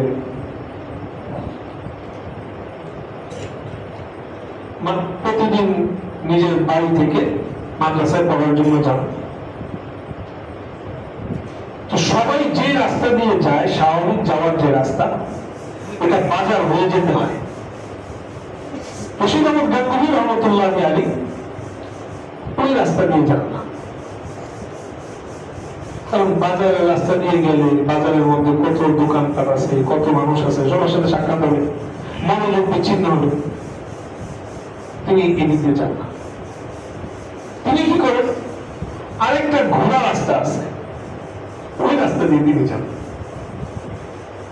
প্রতিদিন এই রাস্তা দিয়ে তিনি যান।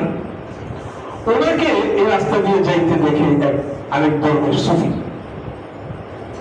ওই দরবেশ সুফি রশিদ আহমদ গাঙ্গুহিকে যখন প্রতিদিন এই ঘোড়া রাস্তা দিয়ে যাইতে দেখে, তো জিজ্ঞাসা করলো যে কি ব্যাপার,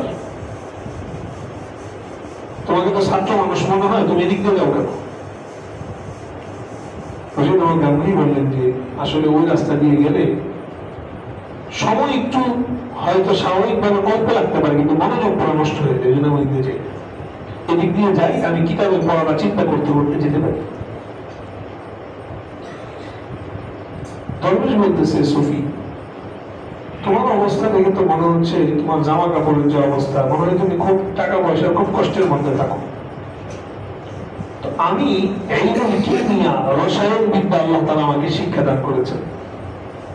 একটা পাতা আছে, ওই পাতার সন্ধান দিলে আমি তোমাকে দিয়ে দিই, ওই পাতাটা নির্দিষ্ট প্রক্রিয়া তুমি প্রক্রিয়াজাত করে এটাকে স্বর্ণ বানিয়ে নিতে পারবা। তোমাকে আমি পাতাটা চিনাই দিই, ওই যে এই জায়গার মধ্যে ওই গাছটা আছে, পাতার গাছটা চিনাই দিচ্ছি। ওই জায়গার মধ্যে যদি আমি আর আপনি হইতাম, পড়ালেখা কি সব বাদ, আজকে থেকে স্বর্ণের ব্যবসার মধ্যে লেগে দিতাম। আরো যা আছে বংশের যত লোক আছে সবাই নিয়ে নাম। রশিদ আহমদ গাঙ্গুহিকে গাছের পাতা চিনে দিচ্ছে, গাছ চিনে দিচ্ছে। রশিদ আহমদ গাঙ্গুহি বলছে, আচ্ছা ঠিক আছে, আজকে আমার একটু পড়ার ব্যস্ততা বেশি, পরে আরেকদিন এসে আমি গাছ থেকে গাছের পাতা সংগ্রহ করবো না। ঠিক আছে, আপনার কথা আমার মনে থাকবে। বাস চলে গেছে। আবার কয়েকদিন পরে আবার এই রাস্তা দিয়ে যাচ্ছেন, আবার সুফি দরবেশের সাথে সাক্ষাৎ। সুফি দরবেশ আবার জিজ্ঞাসা করছে, তুই কি ব্যাপার, তোমাকে না আমি গাছের পাতার সন্ধান দিয়েছিলাম, তো তুমি স্বর্ণ বানাও নাই? আমি তো ভুলে গেছি, পরের মধ্যে এমন ভাবে ছিল, আমি তো ভুলে গেছি। তুমি ভুলে গেল? আচ্ছা ঠিক আছে, শোনো, আজকে আমার সাথে চলো, তোমাকে ওই গাছের পাতা আমি কিছু সংগ্রহ করে দিয়ে দিই, তুমি বাড়িতে যেয়ে গাছের পাতাগুলো নির্দিষ্ট ভাবে কাজ করে স্বর্ণ বানায়। তো আজকে সুফি দরবেশ আর ছাড়ে নেই, হাতে নিজ হাতে ধরে গাছের পাতা কয়েকটা দিয়ে তারপরে তাকে বাড়িতে পাঠাইছে। তখন তো কাজ করে গেল, শুধু বাড়িতে গিয়ে পাতাটা বানিয়ে নিত, স্বর্ণ হয়ে গেল। আপনারা বলেন, রশিদ আহমদ গাঙ্গুহি ওই গাছের পাতা দিয়ে স্বর্ণ বানানোর মতো সময় আসেও না? আজকেও তো বলে গেছে। কয়েকদিন পরে ঘটনা আবার, এবার ওই লোকের সাথে আবার সাক্ষাৎ। কি ব্যাপার, তুমি কি স্বর্ণ বানাও নাই? না, স্বর্ণ বানানো বলতে ভুলে গেছি। এবার ওই দরবেশ সুফি নিজেই স্বর্ণ বানিয়ে নিজের বাড়িতে পৌঁছে দিয়েছে। তাও রশিদ আহমদ গাঙ্গুহি পড়ার যে মজা আল্লাহ তাআলা আমাকে দান করেছিলেন, ওই পড়ার মজা থেকে স্বর্ণ ওনাকে পড়া থেকে দূরে সরাইতে পারে নাই। এই জন্য রশিদ আহমদ গাঙ্গুহি হয়েছে। বর্তমান যুগে এরকম রশিদ আহমদ গাঙ্গুহি অনেক আছে, এই যুগেও আছেন। আমাদের ওস্তাদ মুহতারাম ফরিদ মাদ্রাসার প্রবীণ মুহাদ্দিস হযরত মাওলানা যিকরুল্লাহ খান নাম বরকাতুহ, আমি হুজুরের কাছে বেশ কিছু কিতাব পড়েছি, এখানে হয়তো হুজুরের সান্নিধ্যে আরো কেউ থাকতে পারে। আমরা হুজুরকে দেখেছি, হুজুরের কয়েকদিন পর চশমা ভাঙে। কেন চশমা ভাঙে? হুজুর রাস্তা দিয়ে যখন হাঁটেন, হুজুরের মসজিদ এখন কোথায় আমার জানা নেই, আগে মসজিদ ছিল শ্যামপুরের দিকে, শ্যামবাজারের দিকে, ফরিদ মাদ্রাসার দিকে হুজুর নামাজ পড়াইতে যেতেন। এই রাস্তার যে যাওয়ার যে সময়টা, এই সময়টা হুজুর কিতাব মোতালা করতে করতে যেতেন। রাস্তা দিয়ে কিতাব পড়তে পড়তে যান, অনেক সময় দেখা যায় যে কোথাও গিয়ে বাড়ি গিয়ে চশমা ভেঙে।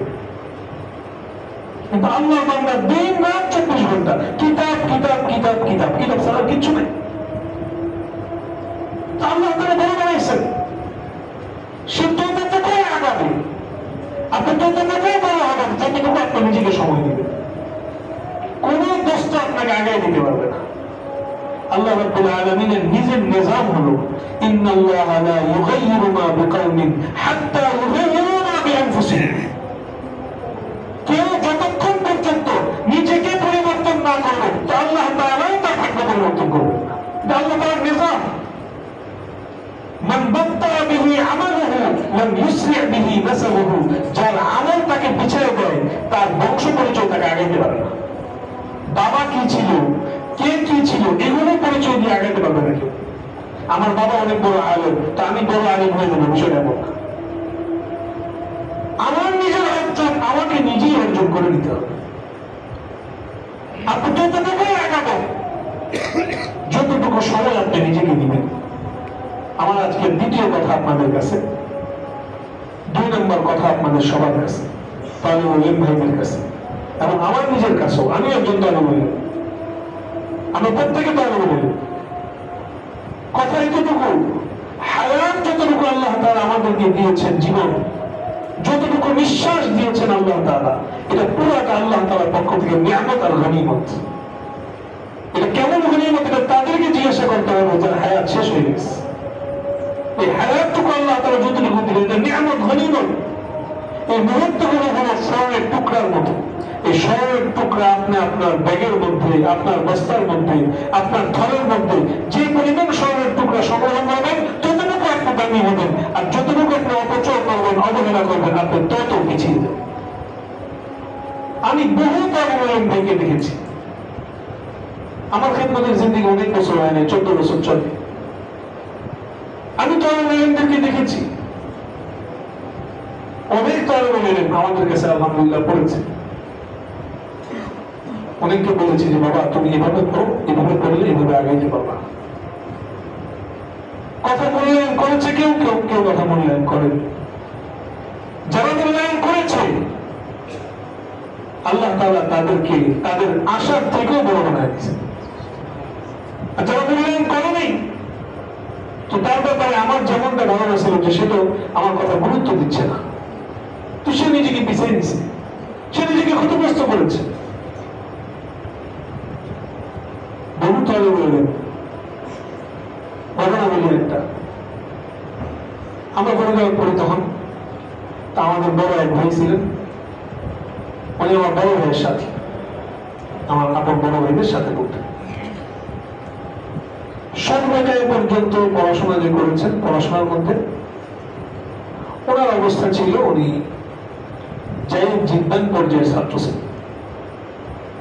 মেধা ছিল, কিন্তু ফলাফলে অনেক বেশি আগাইতে পারতেছিলেন না, জায়েদ জিদ্দান পর্যায়ে। কিন্তু ওই যে কথাটা ওটা, ইন্নাল্লাহা লা ইউগাইয়িরু মা বিকাওমিন হাত্তা ইউগাইয়িরু মা বিআনফুসিহিম। কেউ যখন নিজেকে পরিবর্তন করতে চাইবে, কেউ যখন নিজের জীবনকে নিয়ে নতুন ভাবে স্বপ্ন দেখতে চাইবে, তো আল্লাহ তাআলা তাকে আগায় দিবে। ওই ভাই যার 11 বছর তিনি চিন্তা করলেন যে যা করার করে ফেলেছি একদিন পর্যন্ত অবহেলা, আর করা যাবে, এটা তো আমার হায়াত। তিনি নিজেকে নিয়ে নতুন ভাবে ভাবলেন, নতুন ভাবে নিজেকে নিয়ে চিন্তা করলেন। চিন্তা করার দ্বারা, নতুন ভাবে নিজেকে নিয়ে ভাবার দ্বারা, নিজেকে ভেঙে ঘরে নতুন ভাবে নিজেকে তৈরি করার কথা যখন চিন্তা করলেন, যার 11 বছর থেকে এমন পড়াশোনা শুরু করলেন, মেশকাতে পুরো বাংলাদেশে হয়েছেন 6 নম্বর, দাওয়া হয়েছেন 5 নম্বর, এরপর দেওবন্দে করেছেন, আজহারে করেছেন, এখন অনেক বড় আলেম, অনেক বড় মুহাদ্দিস, আল্লাহ তাআলা ওনার মাধ্যমে অনেক বড় বড় কাজ দিচ্ছেন। কিভাবে হলো ভাই? হলো নিজেকে ভেঙে গড়ে তোলার কারণ। আপনাদের জন্য তো সৌভাগ্য, যোগ্য আসাদে কেরাম আছেন, মাদ্রাসার সুন্দর পড়াশোনার পরিবেশ আছে। নিজেকে একটু নিয়ে চিন্তা করা দরকার, আসলে আমি কোথায় যাচ্ছি, আমি কি করছি, আমার হায়াতটাকে আমি কেন অবহেলার মধ্যে ফেলবো, এই জায়গাটা একটু চিন্তা করা দরকার। তালেব ইলমদের প্রত্যেকে আমরা চিন্তা করি, হায়াতকে আর কত অবহেলা করবো, যা করার তো করেছি, হায়াতকে নিয়ে একটু ভাবা দরকার। এই জন্য আমার আজকের 2 নম্বর কথা, দ্বিতীয় কথা যেটা শিরোনামটা একটু আগে বলেছি, প্রত্যেকে স্বার্থপর হবে। বলেন কি হবে? সবাই বলেন কি হবে? স্বার্থপর হবো। অন্য কোনো বন্ধু বান্ধবের দিকে তাকানোর সময় নেই, সময় নেই, গল্প করার সময় নেই। মসজিদ থেকে আসছেন, এই জন্য আমাদের পরে খানা অন্যরা খেদমত করতেছে, খানা লেগে হচ্ছে, বুঝতে পারেন, আপনি কিতাব নিয়ে বসে যান, মোতাবের মধ্যে বসে যান, পাড়ার মধ্যে বসে যান, কিতাবের মজার মধ্যে বসে যান, কিতাবের পোকা হয়ে যান। মানুষ আপনাকেই তো হচ্ছে। এখন কষ্ট রেজাল্ট চলছে, লোকের যোগ্য লোকের অভাব চলছে, পুরো সমাজের মধ্যে যোগ্য লোকের অভাব, মানুষ যোগ্য লোক খুঁজছে। যোগ্য লোক তৈরি হওয়া দরকার। যোগ্য লোক তৈরি হবে কিভাবে? আপনার থেকেই যোগ্য লোক তৈরি হবে। আপনি তো সেই লোক যাকে সবাই খুঁজছে, সবাই খুঁজছে আপনাকে। আপনি যোগ্য হন, আপনার কাজের কত ক্ষেত্রে বড় আছে, কত মানুষ দরকার, কত মানুষ দরকার কাজের জন্য। এই জন্য জন্য আমার 2 নম্বর কথা বলেন, কি হতে হবে আমাদের সবার? 2 নম্বর স্বার্থপর হতে হবে। 3 নম্বর কথা, আমাদের পরিচয়, আমরা সবাই তালিবুল ইলম। বলেন আমরা সবাই কি? বলেন আমরা সবাই কি? তালিবুল ইলমের সাথে একটা মাতুফ মাহজুব আছে, তালিবুল ইলমি ওয়াল আমালি। বলেন তালিবুল ইলমি ওয়াল আমালি। বলেন আমরা সবাই কি? তালিবুল ইলমি ওয়াল আমালি। আমরা ইলমেরও তালিব, আমলেরও তালিব। আমরা ইলমেরও তালিব, আমরা আমলেরও তালিব। আমল সুন্দর করা, অনেক আমলের কথা তো আজকে বলতে পারবো না, একটা আমলের কথা বলি যেটা সবচেয়ে দামি আমল, সবচেয়ে গুরুত্বপূর্ণ আমল, নামাজের আমল। যার নামাজ যত সুন্দর, যার নামাজ যত সুন্দর, তার সবকিছু তত সুন্দর। الصلاة عماد الدين من أقامها فقد أقام الدين ومن هدمها فقد هدم الدين। নামাজ হলো দ্বীনের মূল স্তম্ভ। যার নামাজ যত সুন্দর, তার সবকিছু তত সুন্দর। একটা মানুষের আমল কত বেশি সুন্দর বোঝার জন্য অনেক কিছু দেখতে হয় না, তার নামাজটা দেখলে বোঝা যায় সে কেমন কেমন সুন্দর, নিজেকে সে কেমন ভাবে করবে। আমাদের নামাজ সুন্দর মাশাআল্লাহ, আপনাদের অনেকের হতে পারে, কিন্তু সামগ্রিক ভাবে আমাদের নামাজের মধ্যে সাহাবায়ে কেরামের নামাজের রূহ নেই, আমাদের নামাজের মধ্যে সে প্রাণ নেই, আমাদের নামাজের মধ্যে সে তৃপ্তি নেই। ওই যে একজন একটা গল্প শুনাইছে, এক ভদ্রলোক জোহরের নামাজ পড়ার জন্য মসজিদে ঢুকছে, ব্যবসায়ী মানুষ,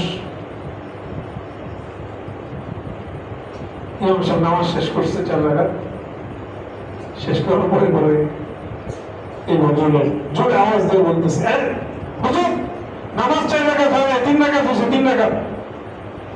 ইমাম সাহেব বলে, কি বলেন, নামাজ 3 রাকাত হয়েছে? এই আপনারা বলেন 3 রাকাত হয়েছে না 4 রাকাত? সবাই বলে 4 রাকাত। তো সবাই তো বলেছে 4 রাকাত, আপনি 3 রাকাত বলেন কেন? হুজুর আমার 4টা দোকান, প্রতিদিন আমি আপনার ওই জোর 4 রাকাত নামাজে 4 দোকানের হিসাব শেষ করি, আজকে 3 দোকানের হিসাব শেষ করতে করতে আপনার সালাম দিবেন। যদি এটা কৌতুক, যদি এটা মজার গল্প, কিন্তু বাস্তবতা হলো আমরা নামাজে যখন দাঁড়াই, আমাদের নামাজ এমন থাকে কোথায়? قد أفلح المؤمنون الذين هم في صلاتهم خاشعون إن الصلاة تنهى عن الفحشاء والمنكر।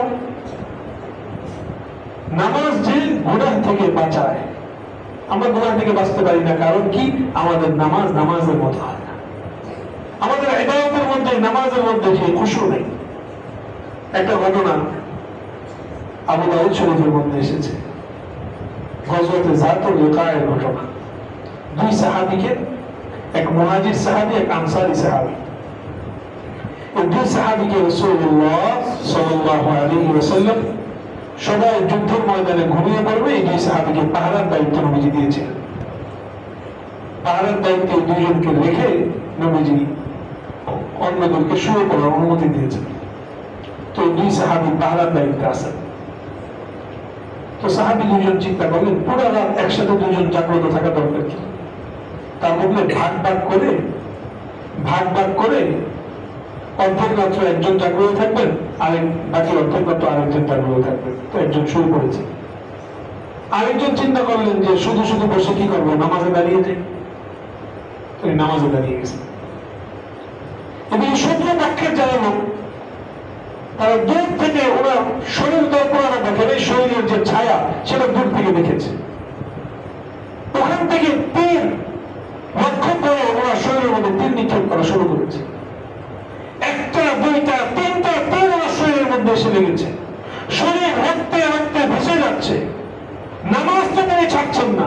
ওইদিকে যে সাহাবী শুয়ে আছে, ওই সাহাবীর ঘুম ভেঙে গেছে, উনি নামাজ শেষ করলেন। ওই সাহাবী জিজ্ঞাসা করছেন, আপনার শরীরের মধ্যে এরকম বারবার তীর লাগলো, তীর লাগার পরেও আপনি নামাজ ছাড়লেন না, শরীর দিয়ে রক্ত প্রবাহিত হলো, আপনি নামাজ ছাড়লেন না, কারণ কি? সাহাবী উত্তর দিলেন, কুনতু ফী সূরাতিন আকরাউহা মান উহিব্বু আন আকরাহা। ও দোস্ত, নামাজের মধ্যে দাঁড়িয়ে আমি এমন একটা সূরা পড়ছিলাম বলছিলাম যে সূরাটা এত বেশি মজা লাগছিল যে সূরার মজার কারণে এই তীরের আঘাতের যে কষ্ট এটা আমার কাছে কিছুই মনে হয় নাই, তার মধ্যে নামাজের মজা অনেক বেশি আমি অনুভব করতে পারছি। এই ছিল সাহাবায়ে কেরামের নামাজ। আমার আপনার নামাজের কি অবস্থা? এক একজন নামাজে যখন দাঁড়াতেন ওনারা বলতেন নামাজ যখন দাঁড়াচ্ছি মনে হয় আমার ডানে জান্নাত বামে জাহান্নাম, সামনে আল্লাহ রাব্বুল আলামিন, মনোযোগ কিভাবে আপনার দিকে যাবে? আমার আপনার নামাজের মনোযোগ নেই, নামাজের খুশু নেই। নামাজের খুশুর জন্য কয়েকটা আমল ছোট্ট করে বলি। নামাজের খুশু খুশু বাড়ানোর জন্য কয়েকটা আমল। এক নম্বর সবচেয়ে গুরুত্বপূর্ণ আমল, আজান হলে আজানের জবাব দেওয়া। আমরা আজানের জবাব দিই না। আজানের জবাব না দেওয়ার দ্বারা নামাজের সাথে সংযোগটা দুর্বল হয়ে গেল। আমার শাইখুল মুর্শিদ ফেনী উলামা মাজারের হযরত আল্লামা নুরুল ইসলাম আদিব সাহেব দাওয়াত বারাকাতুহুল আলিয়া হযরত অসুস্থ, আল্লাহ তাআলা হযরতকে সুস্থতার সাথে সুদীর্ঘ নেক হায়াত আল্লাহ তাআলা দান করেন। আমিন।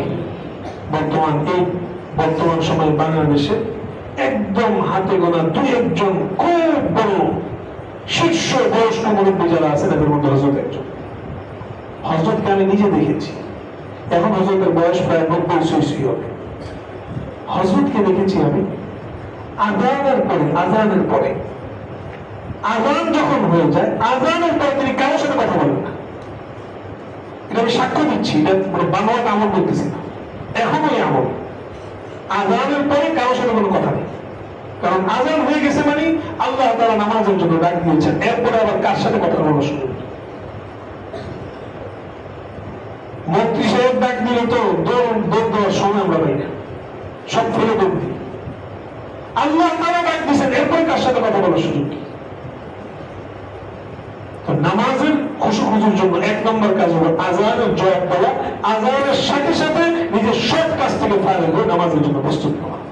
তবে তালিবুল ইলম ভাই যারা আছেন তাদের জন্য একটা সুযোগ আছে, যদি তাকরারের মধ্যে থাকি, দর্শের মধ্যে থাকি, হ্যাঁ তখন আবার এই কাজ করি না। দর্শের মধ্যে আসি, হুজুর যেহেতু আজকে ওয়াজ করছেন, বলুন আপনার কিতাব আপনার পড়ান, আমি গেলাম না, এই কাজ করা যাবে না। তালিবুল ইলম ভাই যারা আছি আমরা তো কিতাবের ইলমের মধ্যে আছি, কোরআন হাদিসের ইলম অর্জন করছি, অতএব আমাদের জন্য সুযোগ আছে। এটাও বলেছেন যে দশ চলছে, এর মধ্যে আজানের জবাব দেওয়ার মতো সুযোগ হচ্ছে না, হয়তো পড়াটা এমন জায়গায় আছে আজানের জবাব দেওয়া যাচ্ছে না, নগর তো পরবর্তীতে আজানের জবাব দেওয়ার দ্বারাও আল্লাহ তাআলা সওয়াব দিয়ে দিবেন। তো তালিবুল জন্য সুযোগ আছে। তালিবুলরা মাদ্রাসার নিজাম ঠিক রাখবে, মাদ্রাসার নিজাম থাকে সাধারণত 10-15 মিনিট আগে মসজিদে চলে আসে, ওই নিজাম ঠিক রাখবে। কিন্তু আজানের সাথে সাথে এটা আমরা যারা অন্য রকমের দিকে আছি, আজানের পরে আমাদের অন্য কোনো কাজ নেই।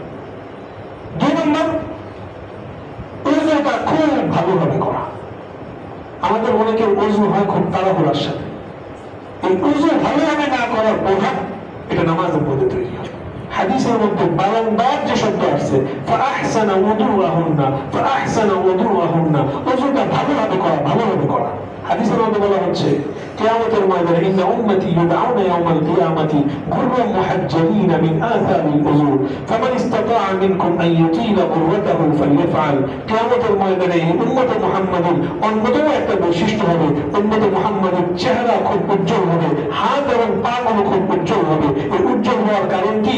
ওযুর চিহ্ন, ওযুর প্রভাবের কারণে এগুলো এত উজ্জ্বল হবে। নবীজি বলেন তোমরা যদি কেউ পারো এই চেহারার সৌন্দর্য, চেহারার উজ্জ্বলতা, হাত পায়ের উজ্জ্বলতা বাড়িয়ে তোলা, তো ফালইফআল, এই কাজটা করো। কারণ কিয়ামতের ময়দানে যার ওযু দুনিয়ার বুকে যত সুন্দর, কিয়ামতের ময়দানে তার চেহারার সৌন্দর্য তত বেশি আল্লাহ তাআলা বাড়ায়। সুবহানাল্লাহ। ওযু সুন্দর করে করা, ওযু খুব সুন্দর করে করা, ওযু শুরুতে বিসমিল্লাহ পড়া, ওযু খুব ইহতিমামের সাথে করা, পরিষ্কার ভাবে করা, মিসওয়াক করা, মিসওয়াকের ইহতিমাম করা। এখন তো কথা বলার সুযোগ নেই। এক মিসওয়াকের ফজিলত সম্পর্কে যদি কথা বলতে হয় 40টার উপরে ফজিলত, এদের হাসির মধ্যে 40টার উপরে ফজিলত লিখছে। এর মধ্যে সবচেয়ে বড় ফজিলত হলো যে ব্যক্তি নিয়মিত মিসওয়াকের আমল করবে, আল্লাহ তাআলা এই মিসওয়াকের আমল উসিলায় মৃত্যুর সময় তার জবানের মধ্যে কালিমা শাহাদাত জারি করে দিবেন। সুবহানাল্লাহ। মিসওয়াকের ইহতিমাম করা, মিসওয়াকের ইহতিমাম করা। মিসওয়াকের সাথে ওযু করে, ওযুর শেষে ওযুর দোয়া পড়েন, শাহাদাত যে দোয়া, আশহাদু আল্লা ইলাহা ইল্লাল্লাহু ওয়াহদাহু লা শারীকা লাহু ওয়া আশহাদু আন্না মুহাম্মাদান আবদুহু ওয়া রাসূলুহু আল্লাহুম্মা ইজআলনি মিনাত তাওয়াবিন ওয়াজআলনি মিনাল মুতাতাহহিরিন। এই দোয়াটা পড়লে ইল্লা ফুতিহাত লাহু আবওয়াবুল জান্নাহ, জান্নাতের সবগুলো দরজা আল্লাহ তাআলা খুলে দিবেন। সে যেই দরজা দিয়ে ইচ্ছা সেই দরজা দিয়ে সে জান্নাতে প্রবেশ করতে পারে। সুবহানাল্লাহ, কত ফজিলতপূর্ণ। ওযুটা সুন্দরভাবে করা, ওযুর যা যা নিয়ম আছে সব নিয়ম মেনে। অনেকের ওযুর সময় হাতের কোনোই পায়ের টাকনু শুকনা থেকে যায়, ওযু তো হবে না। নবীজি বলছেন ওয়াইলুল লিল আকাবি মিনান নার, এই পায়ের যে গোসা, হাতের যে কোনোই শুকনা রয়েছে এগুলো জাহান্নামের আগুনে পড়বে। এটা হলো আমাদের আরেকটা আমল। এরপরে নামাজের মধ্যে মসজিদে বসার ক্ষেত্রে আগে আগে আসা, চেষ্টা করা ইমামের কাছাকাছি বসার চেষ্টা করা। হাদিসের মধ্যে আসছে ইন্নাল মালাইকাতা লা ইউসাল্লুনা আলা সাফিল আউয়াল, প্রথম কাতারে যারা বসে তাদের জন্য ফেরেশতারা আলাদা আলাদা বিশেষভাবে খাস রহমতের দোয়া করতে থাকে। সুবহানাল্লাহ। অন্য দোয়ার মধ্যে আসছে ডান পাশে যারা বসে তাদের জন্য বিশেষ রহমতের দোয়া করে। হাদিসের মধ্যে এমন বলা আছে মানুষ যদি জানতো লাউ ইয়ালামুনা মা ফিন নিদাই ওয়া সাফিল আউয়াল লাআতাউহুমা ওয়ালাউ হাদওয়া, প্রথম কাতারে বসার কি ফজিলত, আযান জবাব দেওয়ার কি ফজিলত, মানুষ যদি জানতো তাহলে আমি হানা করে দিয়ে হলেও এই ফজিলত অর্জনের চেষ্টা করতো। আমরা জানি না দেখে, দেখি না দেখে এই ফজিলত গুলো সওয়াবগুলো না দেখার কারণে আমাদের গুরুত্ব কাজ করে না। মসজিদে আগে আগে আসার পরে তাহিয়াতুল ওযু, তাহিয়াতুল মসজিদ আদায় করেন। দেখবেন মনের মধ্যে অন্যরকম অনুভূতি কাজ করতে থাকে। হয়ে গেছে তাহিয়াতুল ওযু, তাহিয়াতুল মসজিদ, নামাজের একটু সময় বাকি আছে, আচ্ছা ঠিক আছে, এখন কি করতে পারি, আমি বসে এখন কিছু আজকার করি, ইস্তিগফার করি, দোয়া করি। হাদিসের মধ্যে রাসূলুল্লাহ সাল্লাল্লাহু আলাইহি ওয়াসাল্লাম বলেছেন লা ইউরাদ্দু দুআ বাইনা কুল্লি আযানিন ওয়া ইকামা, আযান এবং ইকামতের মাঝখানে বান্দা যেই দোয়া করে আল্লাহ তাআলা বান্দা নিয়ে দোয়াকে ফিরিয়ে দেন। কত ফজিলতপূর্ণ কথা, তো দোয়া করি চোখের পানি ফেলি। এরপরে যখন তাকবীর ওলার ইহতিমাম করা, তাকবীর ওলার ইহতিমাম করা, তাকবীর ওলা ইমামের সাথে যে প্রথম তাকবীর, এই হাদিস আপনারা শুনেছেন, পড়েছেন, যে ব্যক্তি টানা 40 দিন, বলেন কত দিন, 40 দিন তাকবীর ওলার ইহতিমাম করবে, কুতিবা লাহু বারাআতান, তার জন্য 2টা সার্টিফিকেট লিখে দেওয়া হবে। আমি মতান সাহেবকে অনুরোধ করবো আপনি একটা পুরস্কার ঘোষণা করেন তালিবুল জন্য, যারা 40 দিন টানা তাকবীর ওলার ইহতিমাম করবে তাদেরকে আপনি একটা পুরস্কার দিবেন। হুজুর পুরস্কার ঘোষণা করেন ইনশাআল্লাহ, ইনশাআল্লাহ হুজুর পুরস্কার দিবেন। আপনারা নিয়ত করেন, সময় গণনা শুরু করেন, 40 দিন যার হবে টানা আপনারা হুজুরকে জানাবেন, হুজুর পুরস্কার দেবেন ইনশাআল্লাহ। কে কে নিয়ত করতে পারেন টানা 40 দিন? মাশাআল্লাহ, আল্লাহ তাআলা সবাইকে কবুল করেন। আমিন। আপনারা যদি সবাই পুরস্কার নিতে পারেন, হুজুর কি কষ্ট হবে না খুশি হবে? খুশি হবে। 40 দিন তাকবীর উলার ইহতিমাম করেন, 2টা পুরস্কার, কুতিবা লাহু বারাআতান, 2টা সার্টিফিকেট। এক নম্বর বারাআতুম মিনান নার, জাহান্নাম থেকে মুক্তির সার্টিফিকেট, ওয়া বারাআতুম মিনান নিফাক, নিফাক থেকে মুক্তির সার্টিফিকেট। কত বড় ফজিলতের কথা। নামাজের মধ্যে মনোযোগ ধরে রাখার জন্য গুরুত্বপূর্ণ তাকবীর উলা। এরপরে নামাজের যে তাসবিহাত গুলো আছে, সানা যখন পড়বো চিন্তা করে পড়া, তালিম আমরা অর্থ জানি, অর্থ খেয়াল করে পড়ি। তেলাওয়াত চলছে, তেলাওয়াতের অর্থটা খেয়াল করি, তেলাওয়াতের ভিতরে ঢোকার চেষ্টা করি।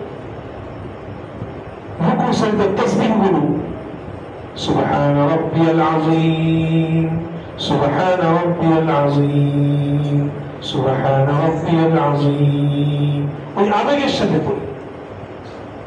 সাজদার মধ্যে যখন যাব তখন চিন্তা করি আকরাবু মা ইয়াকুনুল আবদু মিন রাব্বিহি ওয়া হুয়া সাজিদুন, আমি আল্লাহ তাআলার সবচেয়ে কাছের মুহূর্তে আছি। আমাদের এক সাথী ছিলেন ফরিদাবাদ মাদ্রাসার, আল্লাহর বান্দা, অনেক নেককার ছিলেন। আমাদের বলতেন যে ভাই সিজদার মধ্যে যখন যাই, সিজদার মধ্যে যখন যাই মনে হয় না দুনিয়ার কোথাও আছি, মনে হয় যেন কোথায় যেন চলে গেছি। কি স্বাদ লাগে। সিজদা একজন বান্দার এত শক্তিশালী জায়গা, আপনি এখানে সিজদা দিবেন, ফিস ফিস করে এখানে তাসবিহ পাঠ করবেন, আপনার এই তাসবিহ দুনিয়ার সপ্ত আসমান ভোগ করে আল্লাহ তাআলা আরশ পর্যন্ত পৌঁছাবে। সুবহানাল্লাহ। আপনার কত বড় শক্তি! আপনি ফিসফিস করে আল্লাহ তাআলার কাছে চাইতেছেন।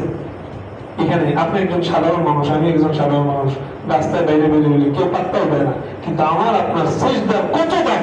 এখানে আমি আপনি যদি একটু আবেগের সাথে আল্লাহ তাআলার কাছে চাই, কত দামি হয়ে যেতে পারতেছে। তো এই মুহূর্তগুলো নামাজের রুকু, সিজদা, তাসবিহাত গুলো যদি একটু মনোযোগ দিই, দেখা যাবে ইনশাআল্লাহ নামাজের মনোযোগ স্বাদ অনেক বেড়ে যাবে। নামাজের মনোযোগ স্বাদ অনেক বেড়ে যাবে। এরপরে যখন নামাজের মধ্যে গুরুত্বপূর্ণ দুটো জায়গা, এই জায়গাগুলোতে আমরা দোয়া করি না। নফল নামাজের মধ্যে সিজদার মধ্যে আরবি দোয়া করা, তাসবিহগুলো পড়ে ফেলার পরে দোয়া করবেন।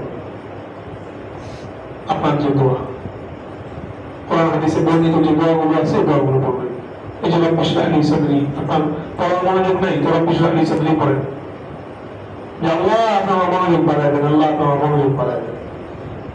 আর ফরজ নামাজের মধ্যে মনে মনে মনে মনে অন্তরে অন্তরে দোয়া করা, চিন্তা করা যায়, মনে মনে দোয়া করবেন। আরেকটা দোয়া করার মুহূর্ত হলো দোয়ায়ে মাসুম। আমরা শুধুমাত্র সালাম ফেরানোর আগে শুধু প্রসিদ্ধ দোয়ায়ে মাসুম যেটা আছে শুধু সেটাই পড়ি, আল্লাহুম্মা ইন্নী যালামতু নাফসি যুলমান কাসীরা। এটা একটা দোয়ায়ে মাসুম। দোয়ায়ে মাসুম শব্দের অর্থ হলো হাদিসে, কোরআন হাদিসে বর্ণিত দোয়া। অন্য দোয়াগুলো পড়বেন, আরো কত দোয়া আছে এই দোয়াগুলো পড়েন, কোন আবেগের সাথে এই দোয়াগুলো পড়তে থাকেন, দেখবেন নামাজের মজা কেন পাবেন না। পুরোটা নামাজ শেষ, এটা অনেকে বলেন যে নামাজ তো পুরোটা শেষ, এখন সালাম ফেরানোর আগ মুহূর্তটা হলো মেহমান সব খাওয়া দাওয়া শেষ করছেন, শেষ মুহূর্তে একটু পায়েস দিছে, শেষ মুহূর্তে একটু মিষ্টি দিছে, শেষ মুহূর্তে একটু কি বলে এটা ঠান্ডা দিছে, মানে যেটা দিয়ে একটু মুখ রোচক, শেষ মুহূর্তে একটু মজা, এটা হলো শেষ মুহূর্তের দোয়া। এই সুযোগটাও আল্লাহ তাআলা দিলেন আমাদেরকে, কিন্তু আমি আপনার সুযোগ দিচ্ছি না। এত মজার সময়, দোয়ার মজার সময়, এই সময়টা দোয়া করা। এরপরে যখন সালাম ফেরাই, আমরা সালাম ফেরানোর মধ্যে খুশু আছে, কিন্তু আমাদের গুরুত্ব নাই। সালাম যে ফিরাই, ডান দিকে যখন সালাম ফিরাবেন, যদি জামাতে নামাজ হয় নিয়ত করতে হবে ডান পাশে সব মুসল্লি ভাইদের, ইমাম সাহেব যদি ডান পাশে থাকে ইমাম সাহেবের নিয়ত করতে হবে। বাম পাশে যখন সালাম ফিরাবে বাম পাশের মুসল্লিদের নিয়ত করা এবং ফেরেশতাদের নিয়ত করা। তো সালাম ফেরানোটা যখন নিয়তের সাথে হবে, আপনি চিন্তা করেন, আচ্ছা আমি তো একজন সাধারণ মেহমান আপনার এখানে আসছি, আপনারা যদি আজকে আমাকে কোন একটা আমাকে সালাম দেন, এলোমেলো ভাবে অবহেলার সাথে সালাম দেবেন না সুন্দরভাবে সালাম দেবেন? আমি একজন মেহমান, আমাকে যদি সুন্দরভাবে সালাম দেন, তো ফেরেশতা যাকে আপনি সালাম দিচ্ছেন এই চিন্তা করে যদি সালাম দেন, তাহলে আপনার সালামটা কত সুন্দর হবে বলে। সালামের মধ্যে রূহ আসবে না কেন? নামাজের মধ্যে মজা আসবে না কেন? এরপরে যখন নামাজ শেষ হলো, নামাজ শেষ করার পরে যে আমলগুলো, এই আমলগুলো আমরা করি না।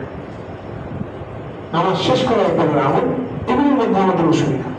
নামাজ শেষ করার পরে আস্তাগফিরুল্লাহ আস্তাগফিরুল্লাহ আস্তাগফিরুল্লাহ, আল্লাহু আকবার, আস্তাগফিরুল্লাহ আস্তাগফিরুল্লাহ আস্তাগফিরুল্লাহ, اللهم انت السلام ومنك السلام تبارك ربنا وتعاليت يا ذا الجلال والاكرام، اللهم اعني على ذكرك وشكرك وحسن عبادتك، اللهم اغفر لي ذنبي ووسع لي في داري وبارك لي في رزقي। আয়াতুল কুরসি পড়েন, 5 ওয়াক্ত নামাজের পরে আয়াতুল কুরসি যে পড়ে রাসূলুল্লাহ সাল্লাল্লাহু আলাইহি ওয়াসাল্লাম বলেন, তার আর জান্নাতে যাওয়ার মাঝে কেবলমাত্র মৃত্যু নামক পর্দা ঝুলন্ত থাকে। সুবহানাল্লাহ। আয়াতুল কুরসি পড়ে অভ্যাস করুন। আমি আসলে আপনাদেরকে ধরনটা বুঝাইলাম, আপনার নামাজ জীবন্ত নামাজ হয়ে যাবে। তাসবিহ ফাতিমি যেগুলো 33 বার সুবহানাল্লাহ, 33 বার আলহামদুলিল্লাহ, 34 বার আল্লাহু আকবার, এই আমল করেন। আমলগুলো করার মাধ্যমে নামাজ সুন্দর হয়ে যাবে। আর সর্বশেষ কথা বলে কথা শেষ করে দিই, 8:30 বেজে গেছে। তাহাজ্জুদের নামাজের ইহতিমাম করি, তাহাজ্জুদ পড়ার অভ্যাস করি। কোন বান্দা আল্লাহর ওলি হতে পারে নাই তাহাজ্জুদ পড়া ছাড়া। যারাই আল্লাহর ওলি হয়েছেন তাহাজ্জুদ পড়েই আল্লাহর ওলি হয়েছেন। এজন্য নিয়ত করি যে তাহাজ্জুদের নামাজ ইনশাআল্লাহ নিয়মিত তাহাজ্জুদের নামাজ পড়ার চেষ্টা করব। ভোর রাত্রে উঠে যাব, তাহাজ্জুদের নামাজ পড়ার চেষ্টা করব। তাহাজ্জুদের নামাজ পড়ার দ্বারা একজনে জিজ্ঞাসা করছে যে হযরত, দুনিয়ার বুকে যত মানুষ আছে সব মানুষের মধ্যে যারা তাহাজ্জুদ পড়ে এদের চেহারার মধ্যে আলাদা একটা নূর পাওয়া যায় কেন? তখন উত্তর দিয়েছেন যে এরা এমন একটা সময় উঠে যে সময় দুনিয়ার কেউ উঠে না, ফলে আল্লাহ তাআলা তাদের চেহারার মধ্যে আল্লাহ তাআলার যে নূর, এই নূরের লিবাস, এই নূরের পোশাক আল্লাহ তাআলা তাদের চেহারার মধ্যে লাগায়। এই জন্য এদের চেহারাতে চমকায়। এই জন্য আমরা অনেকগুলো কথা বললাম। এক নম্বরে কথা বলছি যেটা গুনাহ করবো না। বলেন কি করবো না? গুনাহ হয়ে গেলে গুনাহ রাখবো না। এক নম্বর কথা ছিল আমার গুনাহ করবো না, গুনাহ হলে গুনাহ রাখবো না। দুই নম্বরে বলেছি কি বলেছি বলেন? দুই নম্বরে স্বার্থপর হতে হবে। তিন নম্বরে বলেছি নিজের আমল বিশেষভাবে নামাজকে সুন্দর বানাতে হবে। সর্বশেষ কথা, আপনাদের আসাতিজে কেরাম যারা আছেন, উস্তাদ, আসাতিজে কেরামের হুকুম, আসাতিজে কেরামের খিদমত, আসাতিজে কেরামের আদরের প্রতি লক্ষ্য রাখা। উস্তাদ হাঁটছেন, উস্তাদকে হাঁটতে দেখে কখনো হাঁটবেন না, উস্তাদকে দেখে দাঁড়িয়ে যান। উস্তাদ যাচ্ছেন, উস্তাদ দিয়ে নেন, তারপর আপনি বসুন, তারপর আপনি চলেন। উস্তাদও হাঁটছেন, আপনিও হাঁটছেন না। আমাদের আদত তো এমন, উস্তাদের বাড়ি যেদিন ওদিকে আমরা পা দিয়ে শুই না। আমাদের আদত তো এমন যে উস্তাদের ঘর যেদিন ওদিকে পা দিয়ে আমরা শুই না। কারণ এলিম আমরা পাই আমাদের আসাতে গ্রামের মাধ্যমে, উস্তাদের মাধ্যমে আমরা এলিম পাই। এই জন্য উস্তাদের ব্যাপারে সর্বোচ্চ আদরের পরিচয় দেওয়া, আসাতে গ্রামের মানসা বোঝার চেষ্টা করা, উস্তাদ কোন জিনিস পছন্দ করেন, কোনটা পছন্দ করেন না, সেটা বুঝে চলার চেষ্টা করা। এমনকি উস্তাদের কাছে প্রশ্ন করতে হলে অনুমতি দিয়ে প্রশ্ন করা। উস্তাদের সাথে কথা বলার ক্ষেত্রে সতর্কতা বজায় রাখা। উস্তাদের কাছে কোনো কিছু জানতে চাইতে হলে সতর্কতা বজায় রাখা। উস্তাদের রংকে নিজের মধ্যে ধারণ করার চেষ্টা করা। উস্তাদের সাথে সর্বোচ্চ খেদমতের আচরণ করা। খেদমত কাকে বলে? খেদমত বলা হয় উস্তাদ কোন একটা কাজ করতে বলেছেন সেটা করার নাম খেদমত না, এটার নাম হলো আদেশ পালন করা। খেদমত হলো উস্তাদ কোন জিনিসটা উস্তাদের দরকার, উস্তাদের রুচি, প্রয়োজন, জরুরত বুঝে নিজের পক্ষ থেকে উস্তাদের ওই কাজটা করে দেওয়া, এটার নাম হলো খেদমত। এটার মাধ্যমে আপনি আগাতে পারবেন। এটা একটা বিরাট কথা, ছোট্ট করে বলে দিলাম। খেদমত বলা হয় উস্তাদের প্রয়োজন, রুচি, জরুরত বুঝে নিজের পক্ষ থেকে ওই কাজটা সুন্দরভাবে আঞ্জাম দেওয়া, এটার নাম হলো খেদমত। এটা যখন করবেন এদের মধ্যে নূর আসবে, মজা আসবে।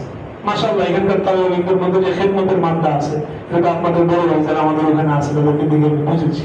মাশাআল্লাহ, আপনাদের মধ্যে খেদমতের মাদ্দা আছে। আরো বাড়াবো, আরো অগ্রসর হবো। খেদমতের মাধ্যমে ইলমের মধ্যে নূর পয়দা হয়। তো বেশ কিছু কথা বললাম। আল্লাহ তাআলা এই টুটাফুটা কথাগুলোর উপরে আমাকে আপনাদের সবাইকে আল্লাহ তাআলা ভরপুর আমল করার তৌফিক দান করেন। আমিন।